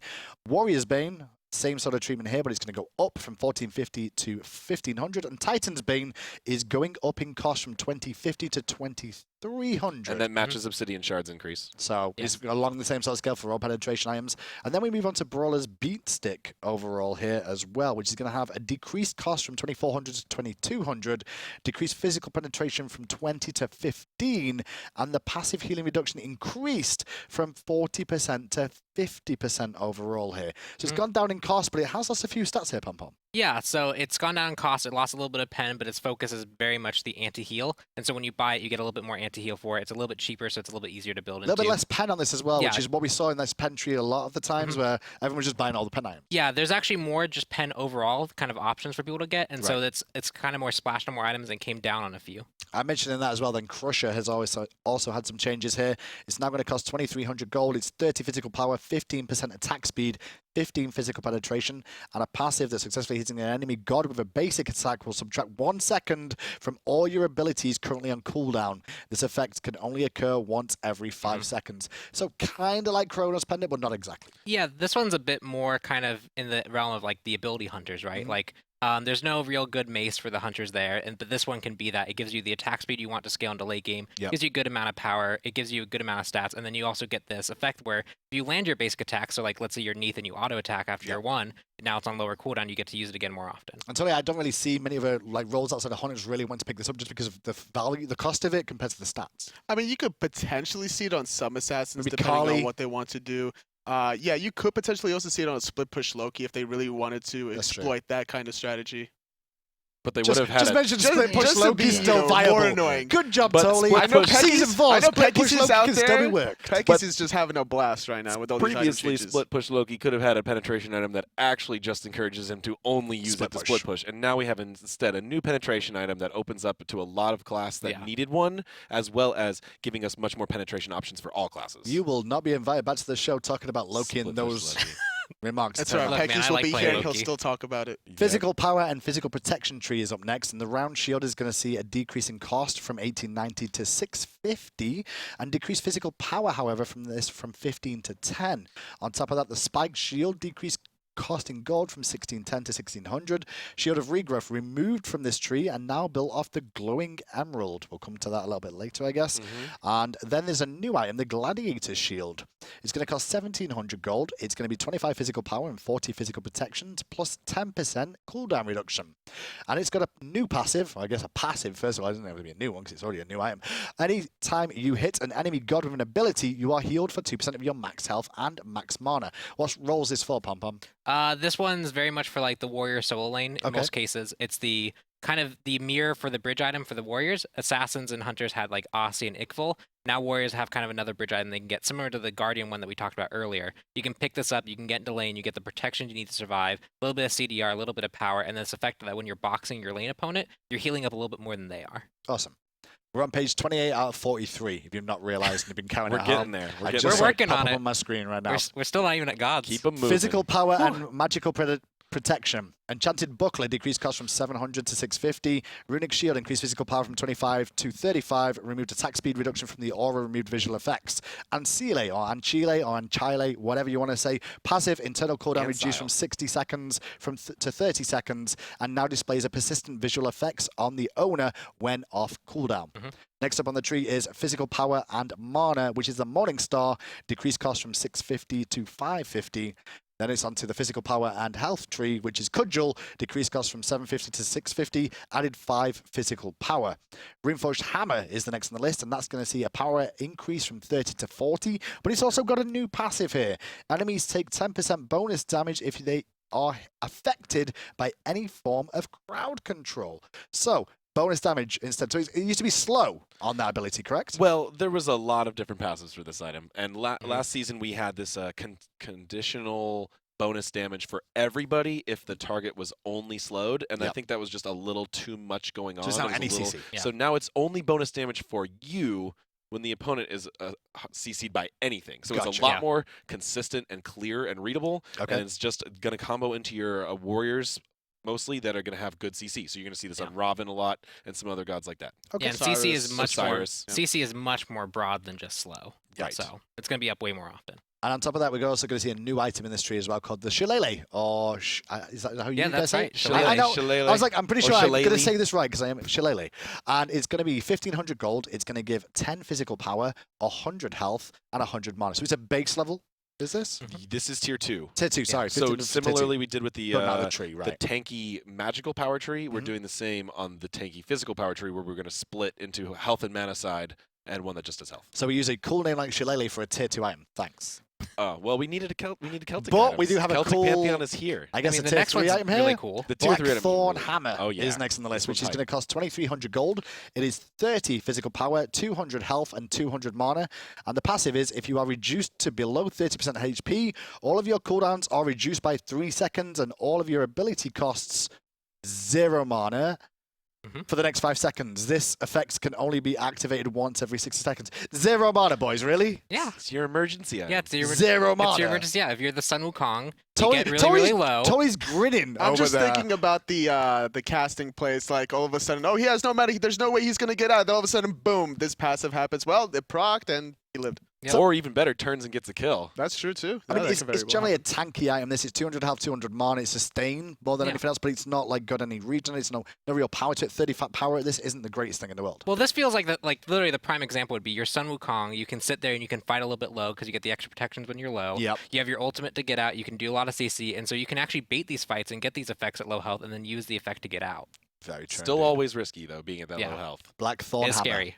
Keep an eye out for that one. Next up on the tree is going to be physical power and attack speed tree, I should say, which is the light blade. That's going to have a cost reduction from 700 to 600. And Assy is going to get a cost reduction as well from 1780 to 1750. The physical attack speed tree, the short bow increased from 600 to 650. Hunter's bow, a new item here, is going to be built off the short bow, and it's going to cost 1150 gold. And it's going to have 25% attack speed on this item. And I guess that builds into the silver branch bow overall, which is going to cost 1700 gold. So it's 550 gold more after building the Hunter's Bow, and it's built off the Hunter's Bow, 10% physical penetration, 30% attack speed, and a new passive. Every successful basic attack increases your physical power by 10 and reduces your target's magical power from items by 10 for 3 seconds for max 3 stacks. I was going to say, hang on a minute, I know this Yes, it item does look really familiar. well. Why is it really similar? But then it's magical power reduction, so it's against mages. Yeah, so if you're against a mage hunter, a mage ADC, you can sit there and fight them and box them more efficiently. You don't have to buy Ickful and then waste half the passive. Or if like the enemy mage is a little bit ahead and you know you can get a few auto attacks off before a fight starts, you can get this and get that effect. Tell me, how do we feel about this competitive-wise? Like seeing different hunters coming in, mages coming in? It's I gonna be just wanted viable. to know, like, because it says magical power from items now, so theoretically I can get this and Ikaval if I really wanted to, and still get those stacks and get a like 60 power if I really want to, and like a lot of attack speed. Yes. Yep. But you're gonna. I like it. That's like what, I 3,400 like with it. no power. And That's two, yeah, true. no power and 2 tier 2 items. That's true. As long as you're building those stacks, could, you though. will get the power. You have a lot of attack speed. So we could see this is what's keeping it really refreshing to see all these item changes and being able to experiment along the way. Well, we're going to move on to the physical power and movement speed tree now as well, which is basically the katana tree for the most part. Correct. And this tree, like we experimented with melee on this tree only, and this year it's going to just be melee only. Yeah, so for Season 4, if you're a hunter, you won't even see this tree in your item store. Ha. Only assassins and warriors. So that's going to prevent any sort of accidental building. Gotcha. Yeah, as well as The just mistake builds. Just bad building. Well, here we Yes. go. Katana is going to be, as you can see on the screen, 800 to 700 gold, but Masamune is going to be 2,500 gold. It's 50 physical power, 100 health, 10% movement speed. Passive for each enemy god within 55 units of you, you gain a stacking buff that provides 5 magical protection and 5 physical protection. Stacks up to stacks up to 5 times, which means it's 25. Is what I Right. was saying there. So it's 25 magical power and 25. Sorry, magical Protections, protection and physical protection for 2,500, and it stacks over time with movement speed. It seems pretty solid, Yeah. solid tank item. If you're the diving warrior, maybe like you're the collie that can dive the backline and try and get that play. this is going to be the item for you. It's not a terrible item support version as well, I guess. in one way of doing Previously, it. we had this tree was very aggressive. It was pretty much assassins and hunters. So when it made melee only, warrior physical melee is a key thing. They needed their marquee item in here too. Yeah. And next in the tree is the Heartseeker. It's going to have an increased cost from 1,800 to 2,100. We have added 10 physical penetration to this. We have removed the old passive because now there's a new passive. And the new passive is every successful basic attack gives you 1 stack of focus. At 5 stacks of focus, your next ability consumes the stacks and deals bonus damage equal to 100% of your physical power to the first enemy god hit. And this is Assassin Soul Reaver. Yeah. What about like damage over time abilities? It would proc on the first part. Just the first one. Yeah, so as opposed to Soulstone, which gets a little confusing because it has to go through the magical ability or the physical ability scaling or magical ability scaling, this does not. This is just a bonus damage one-time proc. Gotcha. Doesn't matter what you hit him with. 100% of your physical You're power. going to do a bonus damage. Ow. Yeah. Hercules But boys? then again, you're going to have an ability to Sure, like bursty have a warriors massive too. shield on these mages anyway, so I'm not too worried about them for the most There's part. a counter for every new item. There's a I've counter noticed. item. Just got to hunt for it. Physical power and critical chance is what's up next, and that's going to be the hidden dagger tree, whereas we're going to start here. And the cost is increased from 670 to 700, and then it's on to rage next. Now, rage is going to have an increased cost from 2,400 to 2,600. We've removed the old passive, however, and the new passive reads, earning a kill or assist fills you with rage. Of course, You get right? mad. Increasing your critical strike chance by 20%. This buff can stack up to 3 times in the last 5 seconds. Kill or assist. So if we see 3 enemies die, we've got a 60% crit chance from this item for the next 5 seconds. Plus the base. Yeah, plus the base. Plus the base, which is Yes. still there. Yes. It's all about the base. Yes. No trouble. Base. No, Base. never base. any trouble. Yeah, Never any so trouble. Rage, kind of not being picked up, not very popular, had a lot of changes. We liked this kind of killer assist passive has been pretty well received. We're Yep. trying to move that into some more items. So here we go. We got a lower power but very high crit chance, but conditional. Next up, the attack speed and critical chance. And that's a Option new A. marker for this whole tree. Previously, this tree was the only tree in the game that had no actual discernible stat difference That's from true. the other crit tree, which was strange. So now it's just attack speed and crit in this tree, And this power. is the power, obviously. And this is going to be the shuriken trees for the most part. And we're going to start with the shuriken to increase cost from 900 to 650. That's a big reduction. Decrease physical power from 15 to 10, however, and added 5% attack speed to this. 8-point shuriken is going to have an additional 10% attack speed. Wind Demon's got 10% attack speed, and Poison Star are getting 15% attack speed, as well as all the other stats that they've had before. Just to be buffs. clear. Buffs for Yes. Wind Demon and Poison Star. That's Boom. true. Hunters Rejoice, I Yeah, guess, for the most Hunters, part. yeah. And we move on to the attack speed and movement speed tree, which is going to start off with Ancient Blade. We're decreasing the cost from 580 to 550. The Relic Dagger, previously known as Ritual Dagger, remove the old passive, and now a new passive is here, which gains 20% cooldown reduction on your relics. So just a flat 20% cooldown Well, reduction. we on had to relics. change the name now because rituals are an actual game mechanic. That is true. So that would have just been confusing. That's true. So now we have, and it was an item that was already affecting relics, and it was affecting them kind of inconsistently and didn't work on a lot of them. So we made it to be an actual relic dagger that Flat affects 20%. all your relics. You get big cooldown reduction on your relics from buying this item. Okay. So Cool purification. support item. I mean, with that, you with purification as well. Oh, beads, as I should say now. Yeah, you can Yeah. be beads You in could, now. you could be beads in a lot Either more is often if you correct. upgrade them as Either well. is correct. No, I I do. mean, my It's brain's going to beautiful. go. I know, I'm sorry. Haste and Fatalis is next in this tree. Oh, this And one's hype. Fatalis did 10 penetration, decrease attack speed from 30% to 20%, however. So the cost is staying the same, but it's now getting Yes. 10 pen. Yeah, so this has kind of a unique case for it. It's Right. basically the characters who could use this really effectively that were buying it, namely Freya. The attack speed was really, really good for them, and a lot of other characters that should be making use of this kind of fun effect just couldn't really justify buying it. And so by bringing the attack speed down, adding a pen, it kind of makes sure that like Freya's not going to go out of control, but the characters that would use 10 pen can actually get it now. And 10 pen is either physical or magical, so it's still buildable by everyone. For everyone. Yeah. Just Yep. to be clear as well. Onto the Cursed Blade then next, and that's going to have removed physical protection. We've added 100 health. We've increased the attack speed from 10% to 15%. We've added 5% movement speed to this as well. And a new passive aura, which is all enemies within 55 units have their attack speed reduced by 10%, and we've removed the visual effects for aura. So there's a couple things here. This is also part of our just tree clarification items with random stats kind of thrown in the tree, trying to avoid except on special tier 3s. So here we have this getting more stats the rest of the tree has, movement speed and attack speed. We remove the physical protection. And we also changed the auras. So there's two things happening here. One is those noisy effects, that black swirly stuff you'll see around everyone all the time. That's no longer there. Oh. Items that are just going to have slight stat adjustment auras don't need effects. So that's actually the same with a runic shield and the new anti-physical one. You're not going to see those effects anymore.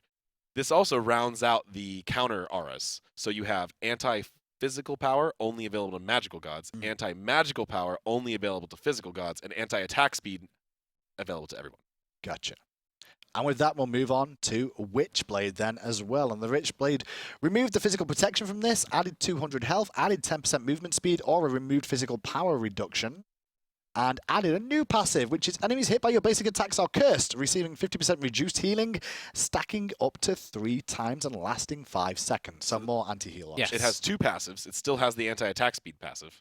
Oh, it does? Okay. Just remove the physical power that was on their reduction. Just make sure. And also has this new passive, which is basic attack-based anti-heals for both physical and magical gods, which was another thing that was just surprisingly missing from Smite that feels like it should have been here long ago.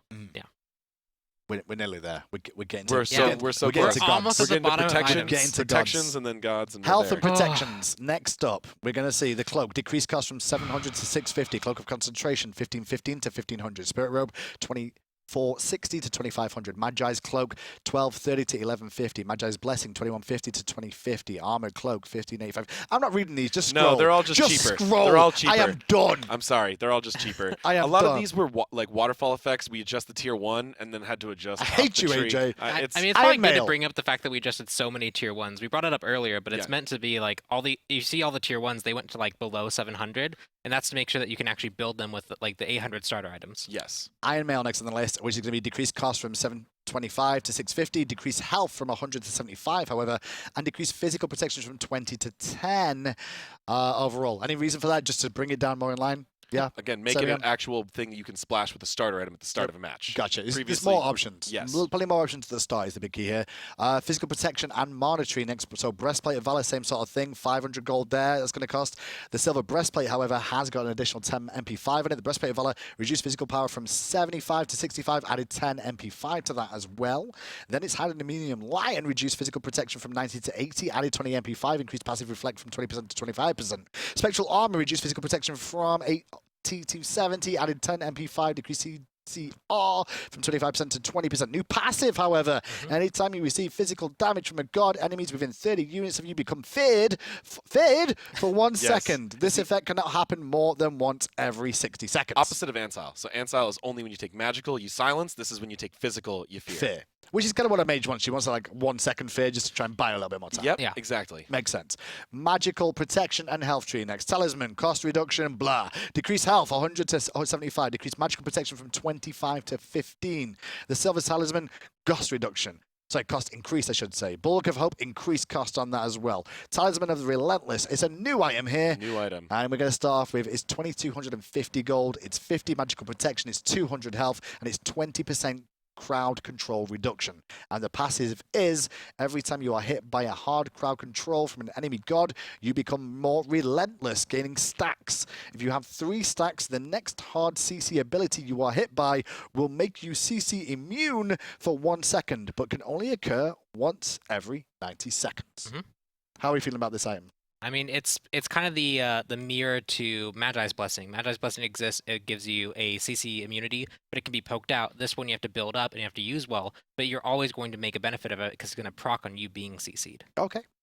Next on the list is going to be the Magical Protection and Mon tree. The Enchanted Kusari is part of this tree. That's going to have a cost reduction from 800 to 650, decreased magical protection from 30 to 20. Following that, Genji's God is also going to get a magical protection reduction from 80 to 70.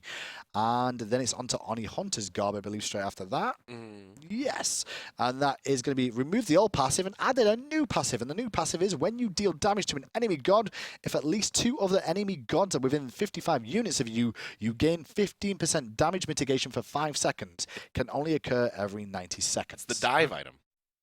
So you dive in and you get a damage mitigation buff. Yes. Cool. Can we just word it like that from now on? I mean, it was I guess very so. wordy just to go jump in. If there's a lot of enemies there, you get bonus protection. Or if you're getting ganked by 3 people. This is true. This is true as well. Suppose that happens. Shogun's Kasari, however, is a new item here. What's the overall goal of Shogun's Kasari? Another new aura item to give Guardians some other options on how to benefit their team. So as we kind of made these changes with physical and attack speed reduction, we also changed Pythags. This is the last piece of the puzzle. I listened to all that and all I thought was we just wanted to give Ares more options. Well, the same exact Ares. That's like, we just wanted to buff Ares. Cost Ares could use some help too. Yeah, he could just go 6 aura items and feel really good. 2,400 gold, 60 magical protection, 20 MP5, 10 cooldown reduction, 20 crowd control reduction, and an aura that allies within 17 units of you gain 15% attack speed. Nice little buff there as well. Oh, yeah. And we move on to the health and HP 5, which is... Do we want to talk about that a little bit, first of all? Tree? It might be the last tree. I think so. Well, you want to talk about this tree in Is general? anything, in general, what the whole goal of this was this year? There's a lot of words here. Yeah, so specific thing about this tree is let's focus, since health is so... We have to be so careful with health. Let's focus less on just giving things too much health and instead give them a set of really unique passives that have very clear situational reasons to get them. Okay.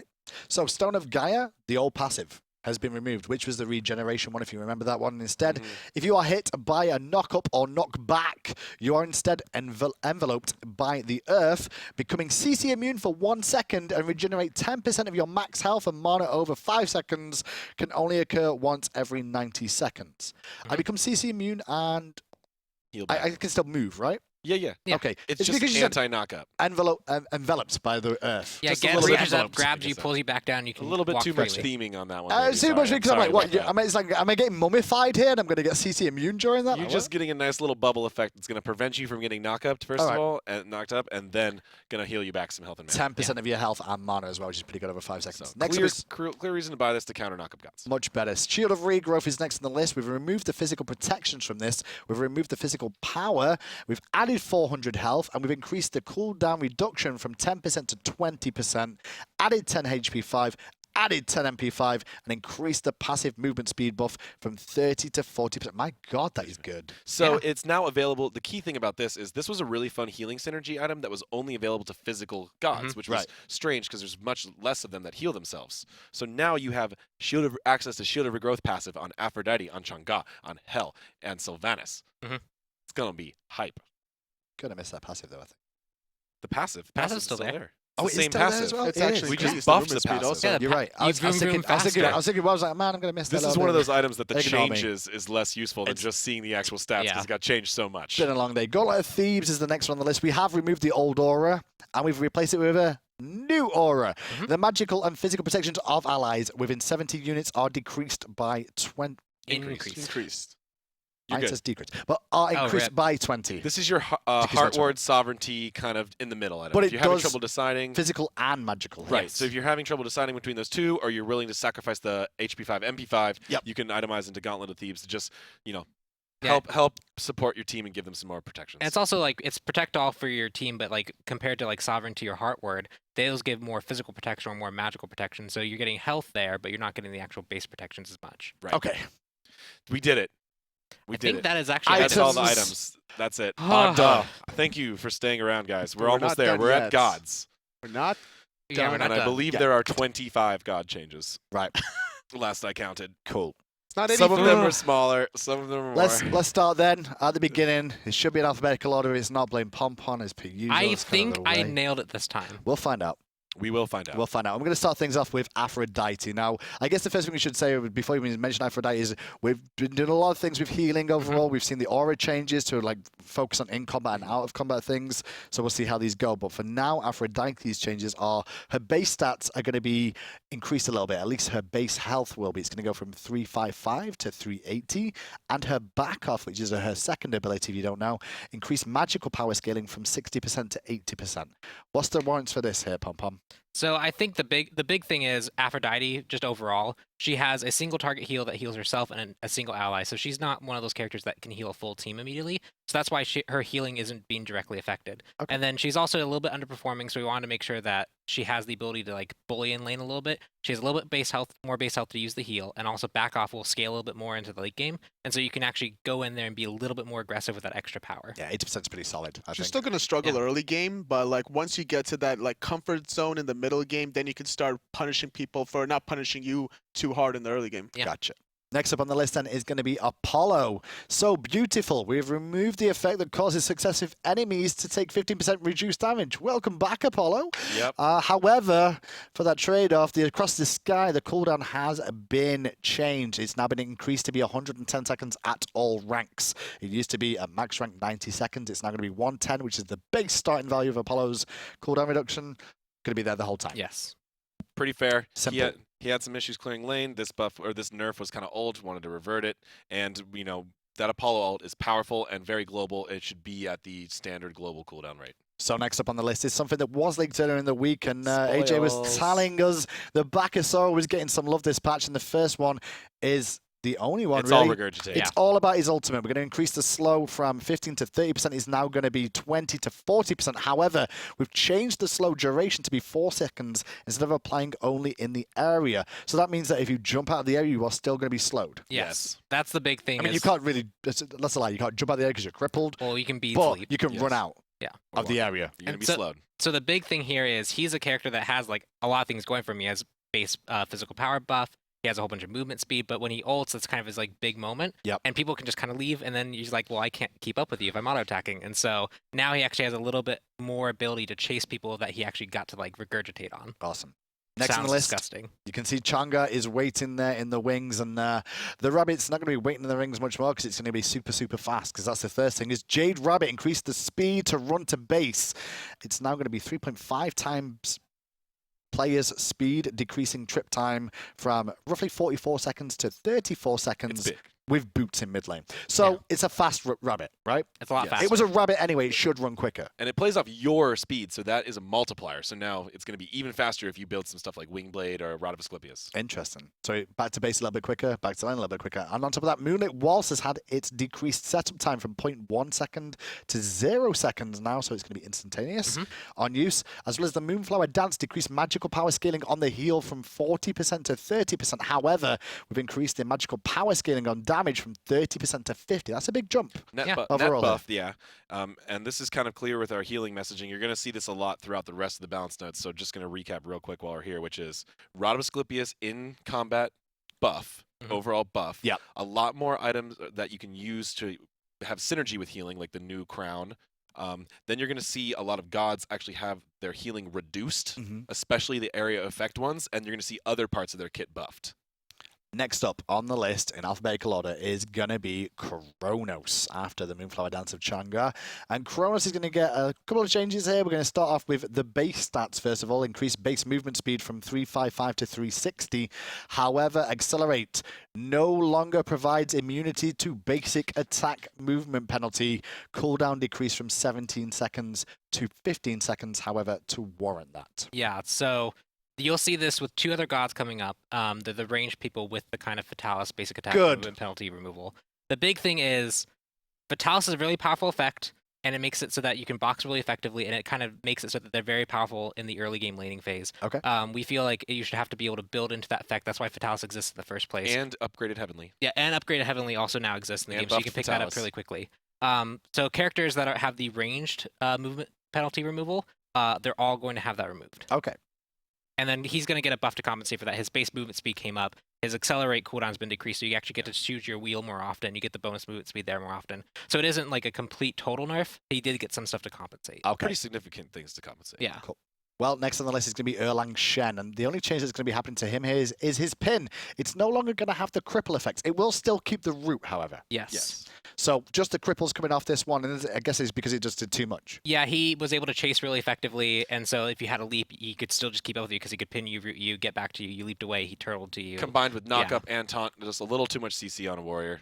Cool. Next up after that is then Freya on the list. She's going to get a bit of a nerf this patch, and it's going to be to Valkyrie's discretion. The base damage has been reduced. It used to be 120 to 240. It's now going to be 100 to 240 instead. So it's early game focus, I feel, here, up to, actually, all the ranks up to rank 5 have actually been reducing damage. This ultimate was just insane at level 5. Like, immunity, movement, damage, like, and some of them highest damage It was of like any 480. ultimate in the entire game at rank 5. So, you know, Freya's been strong. We really like how she handles with her stims and her attack speed, but this ability was just a little over the top. So for the early game, bringing it down, focus on her late game hyper carry. Next up on the list is going to be Guan Yu then, and obviously he is a healer, so you'll see a lot of changes here when we go through the healing types.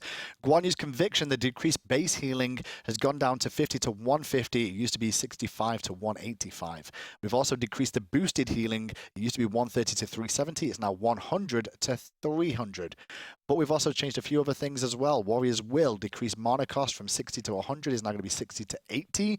Slow reduced from 30% to 20%, but boosted slow reduced as well from 60% to 40%. Not only that, we've also got Cavalry Charge there as well, which is going to be increased base damage, and it used to be 75 to 175. It's now going to be 85 to 205. That used to do a lot of damage anyway. It's going to do more now. Yeah. Oh, yeah.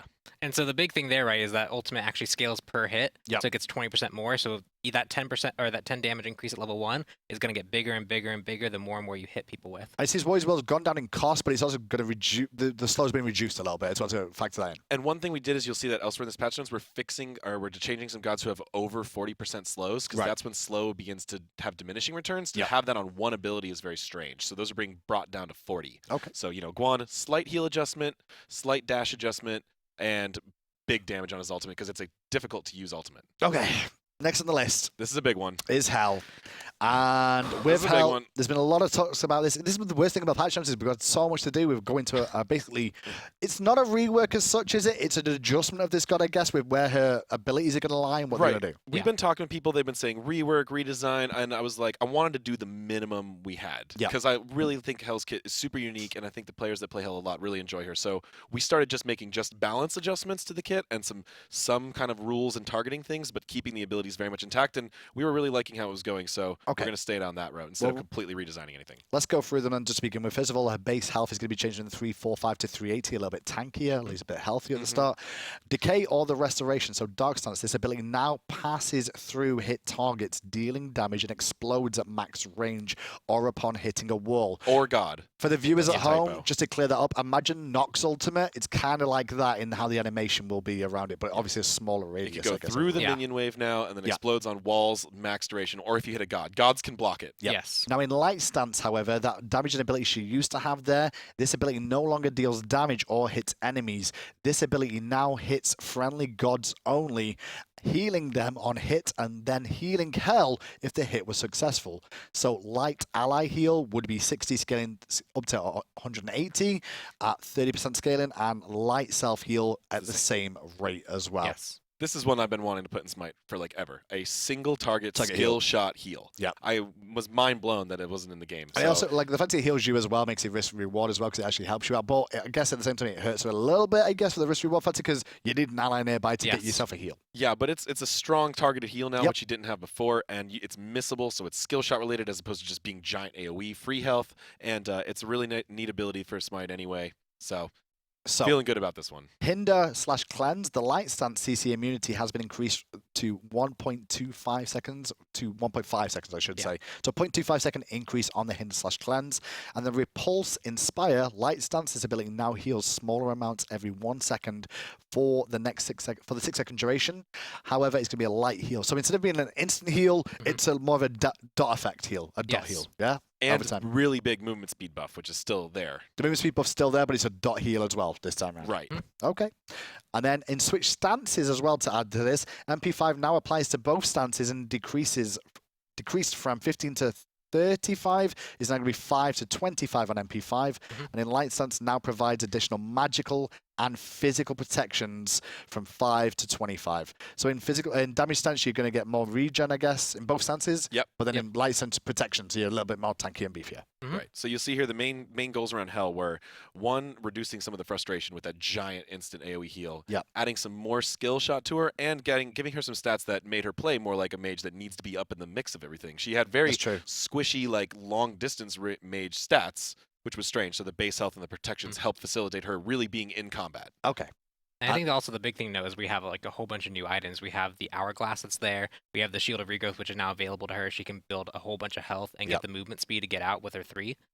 there's a lot of itemization there, and there's a lot of things that are working for her in the laning phase. Not to mention new anti-heals items to deal with her. Yeah, and I'm Which totally we with this as need. well. I mean, you've played some of it in the playtest as well as I have against the Hell as well. How do you feel with it overall? She felt more like a mage and less like a someone that had to come online in the late game. For She's heals. still going to be a utility mage. You're not going to be able to take her in the solo lane and go glass cannony and then just like rotate in the mid game and then destroy everybody. You're still going to have to play around your jungler with this new Hell. So I really like the way we also did the MP5 and the ultimate. So now she's not going to have to be played in solo lane because of that. She can stay in the mid. She can have that lane sustain and then follow her jungler around and be useful with that light stance 1. That's a good point. It was another big goal of the design changes was to make Hell a viable mid laner, because mages should at least be able to do that in most cases. Okay. Well, next on the list is the boy Hercules. You can see it on your screen there. We'll move on to him next. And Hercules got some changes as well. First of all, Strength from Pain is the first one, which is his passive. It's going to have new effects, so it's basically a new passive. I mean, this is the biggest one that I didn't spoil. I wanted to, and Pon was like, Hercules? you got to save at least one for the show. You can't spoil everything. Yeah, like so this is G-Chat constantly, like, can I spoil? Can I spoil? Actually, 2 redesigned abilities for Hercules. Okay, so the first one then is his passive, straight up. Every time Hercules takes damage from God, he gains 5 physical power plus 1 times your level. Overall there. Is that correct? Yeah. Yep. Stacking up to 3 times and lasting 5 seconds. On top of that, Earthbreaker is going to be a mana cost reduction. It used to be 70 to 90. It's now 60 to 80 overall in mana cost. And then it's on to Mitigate Wounds. So explain this one a little bit for me, before we even go through Mitigate Wounds, because this is the one that's been changed. Yeah, so Mitigate Wounds before was you had to pop it, and then you had to take a whole bunch of damage, and you could heal it up. Yeah. And that was somewhat confusing. It was hard to manage, and it was very easily countable. You can see exactly like, oh, he just ate half his health bar. He's going to heal. Let's pop our anti-heal. Right. Now he has a little bit more upfront healing, and then he can actually get a bigger heal depending on like how much he's fighting people. Okay.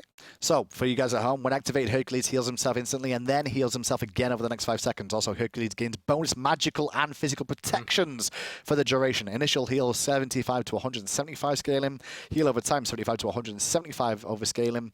And protections 10 all the way up to 50 at max rank. Decrease the cooldown on this as well from 17 to 15 seconds. And decrease the mana cost on this. It used to be 60 to 80. It's now going to be 60 at all ranks as well. 2 little things about Herc. One is the control. Previous, he had these 2 abilities that the enemy was in control of. He had to be pretty much dead to get a use from his passive, and he had to be taking a lot of damage to use his Mitigate Wounds. Now, he has the control where he can engage and get some hits, get that power buff from his passive, and he can use his heal or Mitigate Wounds at the right time when he's been damaged, but also going to benefit from those protections. If he's using that out of combat, this is, again, we're going to see this on a couple other gods.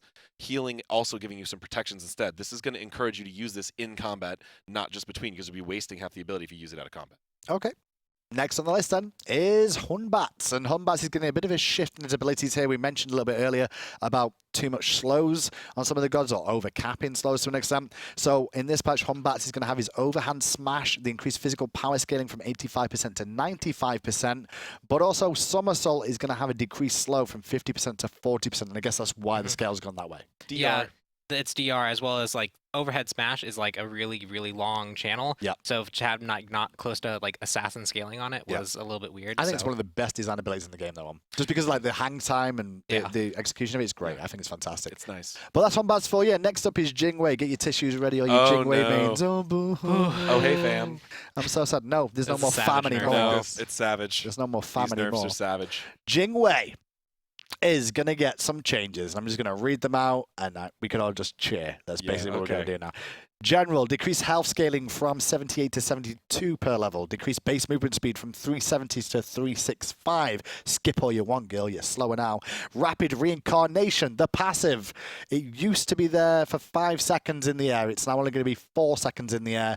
But that's not all, because agility no longer provides immunity to basic attack movement penalties. No free fatalis for you, little girl. Buy it like everybody else. And on top of that, we've decreased the mana cost from 75 at all ranks.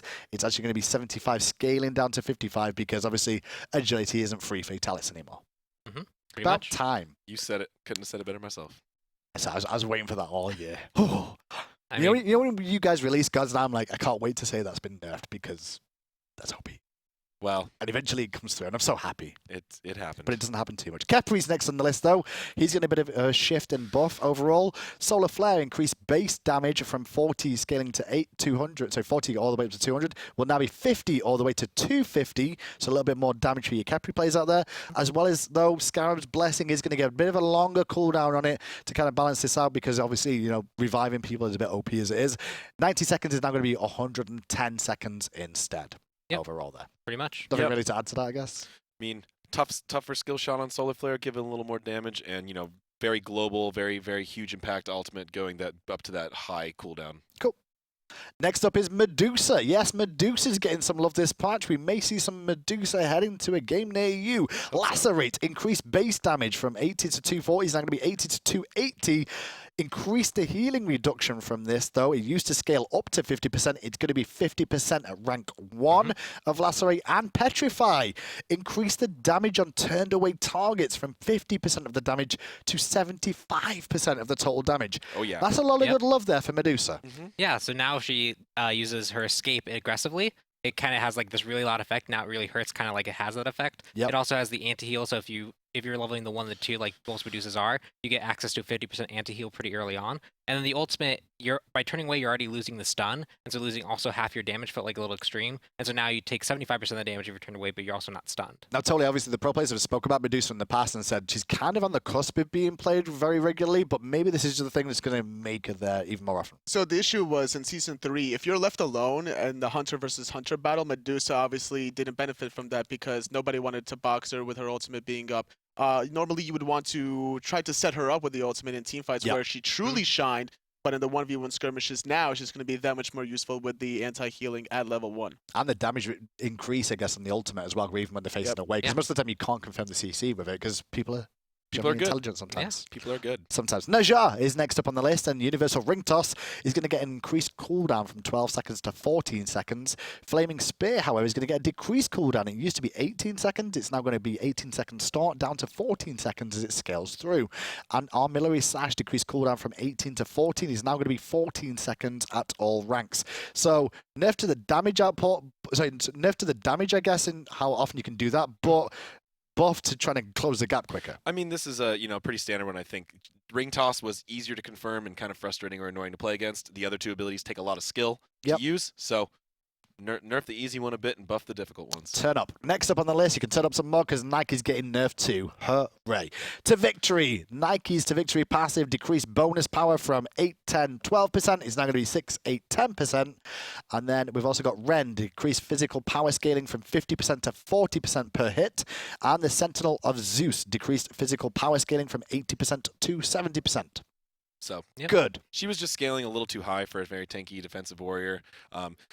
She's still, in all of the stats we have available to us, one of the most strong gods in the game. We saw that at Worlds. We see that in Casual. She's really powerful, needed some adjustments. We'll keep an eye on her, but had to come down a bit. Just the time, see how that just works had out. to happen. And I think the big thing is we also hit three different things versus just nerfing one into the ground. And so we just toned down like overall her capability. And that 10% scaling nerf on Rend is actually a 20 or 30% scaling nerf because of the multiple hits. New WAD screen, you can already pretty much read what's going to be here. It's something to do with Clay Soldiers. And what it was, actually, is that basic attacks used to deal physical damage on these Clay Soldiers, not magical damage. And you kind of expect a magical god to deal magical damage overall when she used abilities. So it's now going to do magical. Now, it is a small buff for New War, I guess, on tower pushes just because they'll hit the tower a little bit harder. The main reason for this was the addition of items that had Omni power and penetration. Yes. So Nuwa would have been the only god in the game that could actually use that. And so now it is true that if you are a magical god, you are only magical damage. If you're physical, only physical. Good check. Good check. That could have been interesting. If there's any other situations of that, we will fix them too. For sure. Which I don't think there are. Next up on the list then is Raw. Obviously, we said we're looking towards healing here, and it's all focused around Solar Blessing. We've decreased the base healing from Raw's heal. It used to be 20 to 60 on a tick. It's now going to be 10 to 50 on a tick instead. Decreased magical power scaling on the healing from 15% to 10% per tick.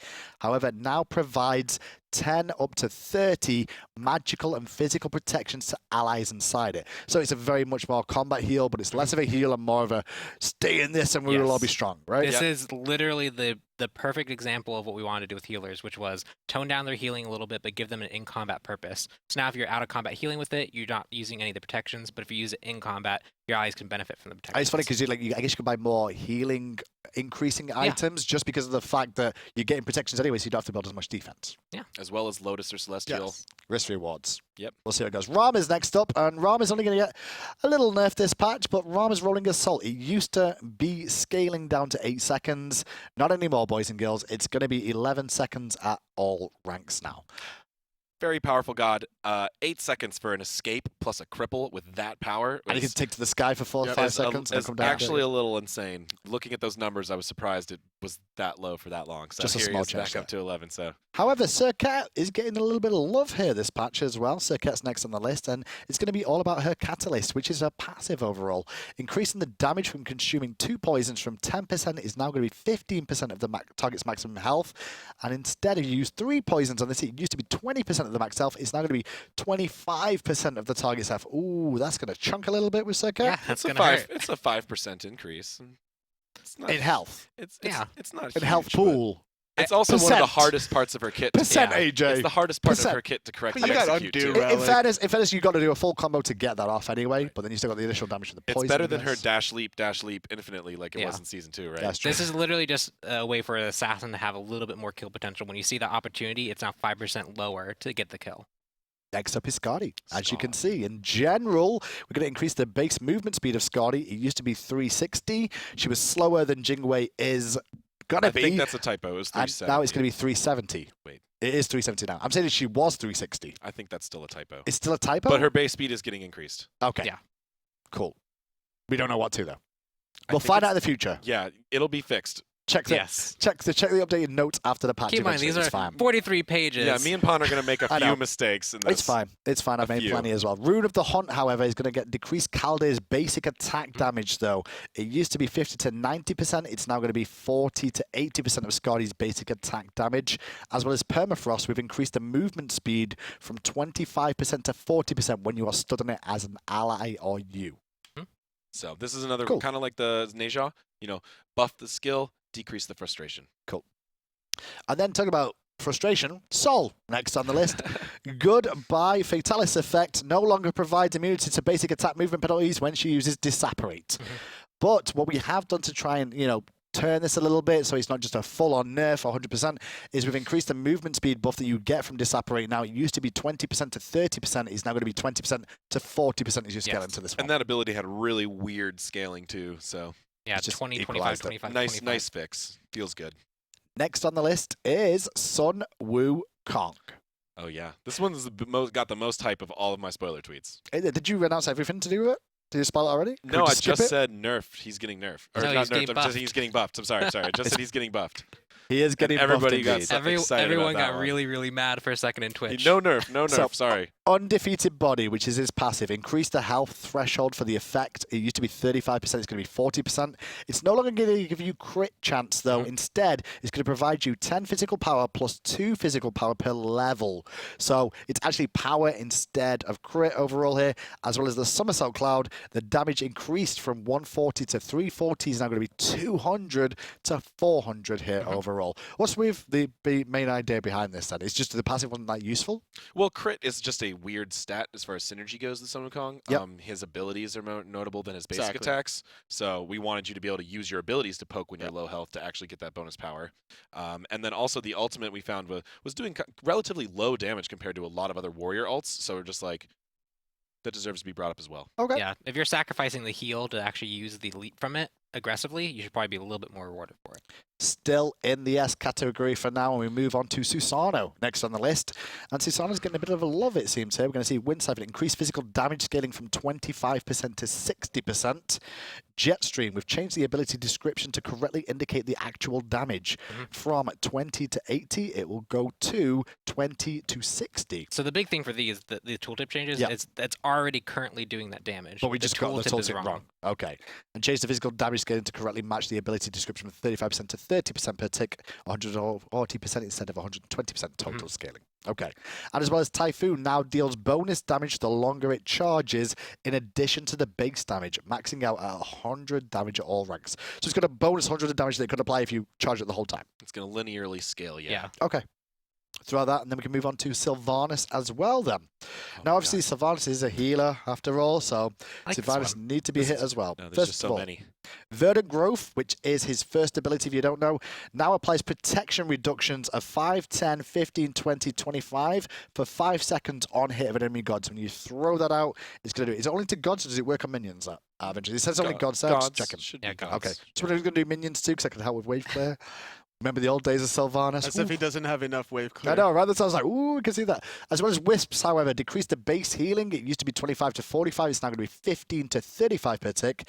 But decrease the magical power scaling on healing from 15% to 10% per tick as well. Yeah. So the big thing here is that we'd reduced the healing and gave him kind of like this new utility thing. Before, people could break the sapling and they get a protection reduction, but you can't really control that. And also pretty much just didn't happen Yeah, in it just combat. never happened. But now he can actually, he's known for, he roots you, he pulls you, he knocks you up, he sets up your whole team. Now he does that better by actually applying penetration to you as well before you get pulled in and knocked up. Awesome. See how Sylvanas does in the next season as well. Next on to Terra. And Terra is going to get some changes to her as well. Obviously a healer, so we're going to shift things around a little bit. Force of Nature, increased base damage. It used to be 60 to 220. It's now going to be 60 to 260. Monolith, we've decreased the base healing from 5 to 25. Is now going to be 3 scaling to 15 per tick. And Terra's Blessing decreased the base healing from 100 to 500. Is going to be 100 to 300. So her ultimate's still going to do the same thing, but the heals overall on this girl is good. Both of her heals go down and the bonus damage on her dash. And that dash actually, could be used twice. So that's double the buff on that one if you use it well. Next on the list is going to be Toth as well, one of the newer gods in the scene. And Toth has seen some competitive play overall and people dealing with those long-range ultimates that just one-shot you and there's nothing you can do until that new item came out. Shout out to that. Yeah, but right. He's going to get some changes here as well. So we'll start things off with Evade and Punish. It's no longer going to slow enemies hit by it, but instead it will now stun enemies for 1 second at all ranks. So it's a 1-point wonder, I guess, for the most part in the early game. Yes. And it'll be a stun instead of a slow to begin that one. And then it's on to Glyph of Pain. Increased ally basic attack bonus damage from 5 scaling to 25 is going to be 10 scaling to 30 here. And increased the ally basic attack damage bonus scaling from 5% to 10%. So the wall, the 3, basically the third ability, is now going to be more useful for allies to use. Yep. Pretty much. But not only that, the final judgment, the ultimate, is going to decrease the base damage. It used to be 360 to 680. It's now going to be 360 to 640. So a little bit of a trim on the ultimate there, as well as the scaling has gone down. It used to be 140% scaling. It's now going to be 120% scaling. And the cooldown of this ability has gone up to 90 seconds from 75 seconds at all ranks. A lot of people just thought of him only for his ult, so nerfed his ult a little bit and buffed the rest of the kit. He is generally on the lower end of most of our stats too, so he's still in need of some help, but we think that the hard CC is going to make the biggest difference for him. Yeah, he has a little bit of way to self-peel a little bit more if people continue to dive him after his dash. Now, I'm up to Tough now. Was there more coming up after this one? No, that's... Is that it? Are we it? That's it. Is Tough the last one? I thought you just I ended. think that was it. I was like, hang on a minute. I think my No, that's it. I mean, we did it, guys. Are we really done? So all 43 pages. That's all 43 pages. I just want to take a moment to thank you guys and thank all the viewers and especially the whole high-res dev team. Everybody's been working crazy hard on this patch. I mean, even before HRX during Christmas, like everybody, the whole team, art team, programming, design, QA support, everybody been working like crazy. And I'm really happy with how this patch turned out. It's the biggest patch Smite has ever done. It's crazy. Like, it's just true that is the case. The playtests were amazing. We've been playtesting more than we ever have. We've been bringing in Toli and Aggro and Hindu and everyone to come playtest with us with more people, more matches, more seriously, trying more gods and more items than we ever have. And I just want to say that I'm really proud of all of us and thank you guys so much. Well, and let's play PTS, everybody out there, okay? And that's my question. We're gonna do after it. 3 hours and 17 minutes of the patch note show, when's PTS out? I mean, not tonight. Isn't it tonight? It's looking about Thursday afternoon. Thursday afternoon. Thursday afternoon to evening. Thursday, afternoon or night, depending on what time zone you're in. We will see. But obviously, the patch notes will be available later today for everybody to see. What's out now. Let's take the day and let's look at them and have let's talk fun, about all you guys who just watched this whole show as a stream, and then you're going to try and do a YouTube video of this and say it again. Yeah. Enjoy your next 4 hours of life, because I'm going to bed now. Pleasure, as always, to have all of you on the show. Tully, for your first time, you didn't do too bad, apart from you mentioned Loki too much. That's a mistake. Sorry, I was hanging out with Peggy's backstage. That's your and own fault. It just Yeah, really he rubbed rubbed off off on on me. Pop fun, not too bad as usual. AJ, always a pleasure. Thank you all so much for watching the patch notes this week. We'll obviously have the PTS and further updates to come, but for now, that's all we've got time for. Sadly, that's all we've got time for. Have a wonderful evening. Enjoy your weekend. Enjoy the Doge and Scotty.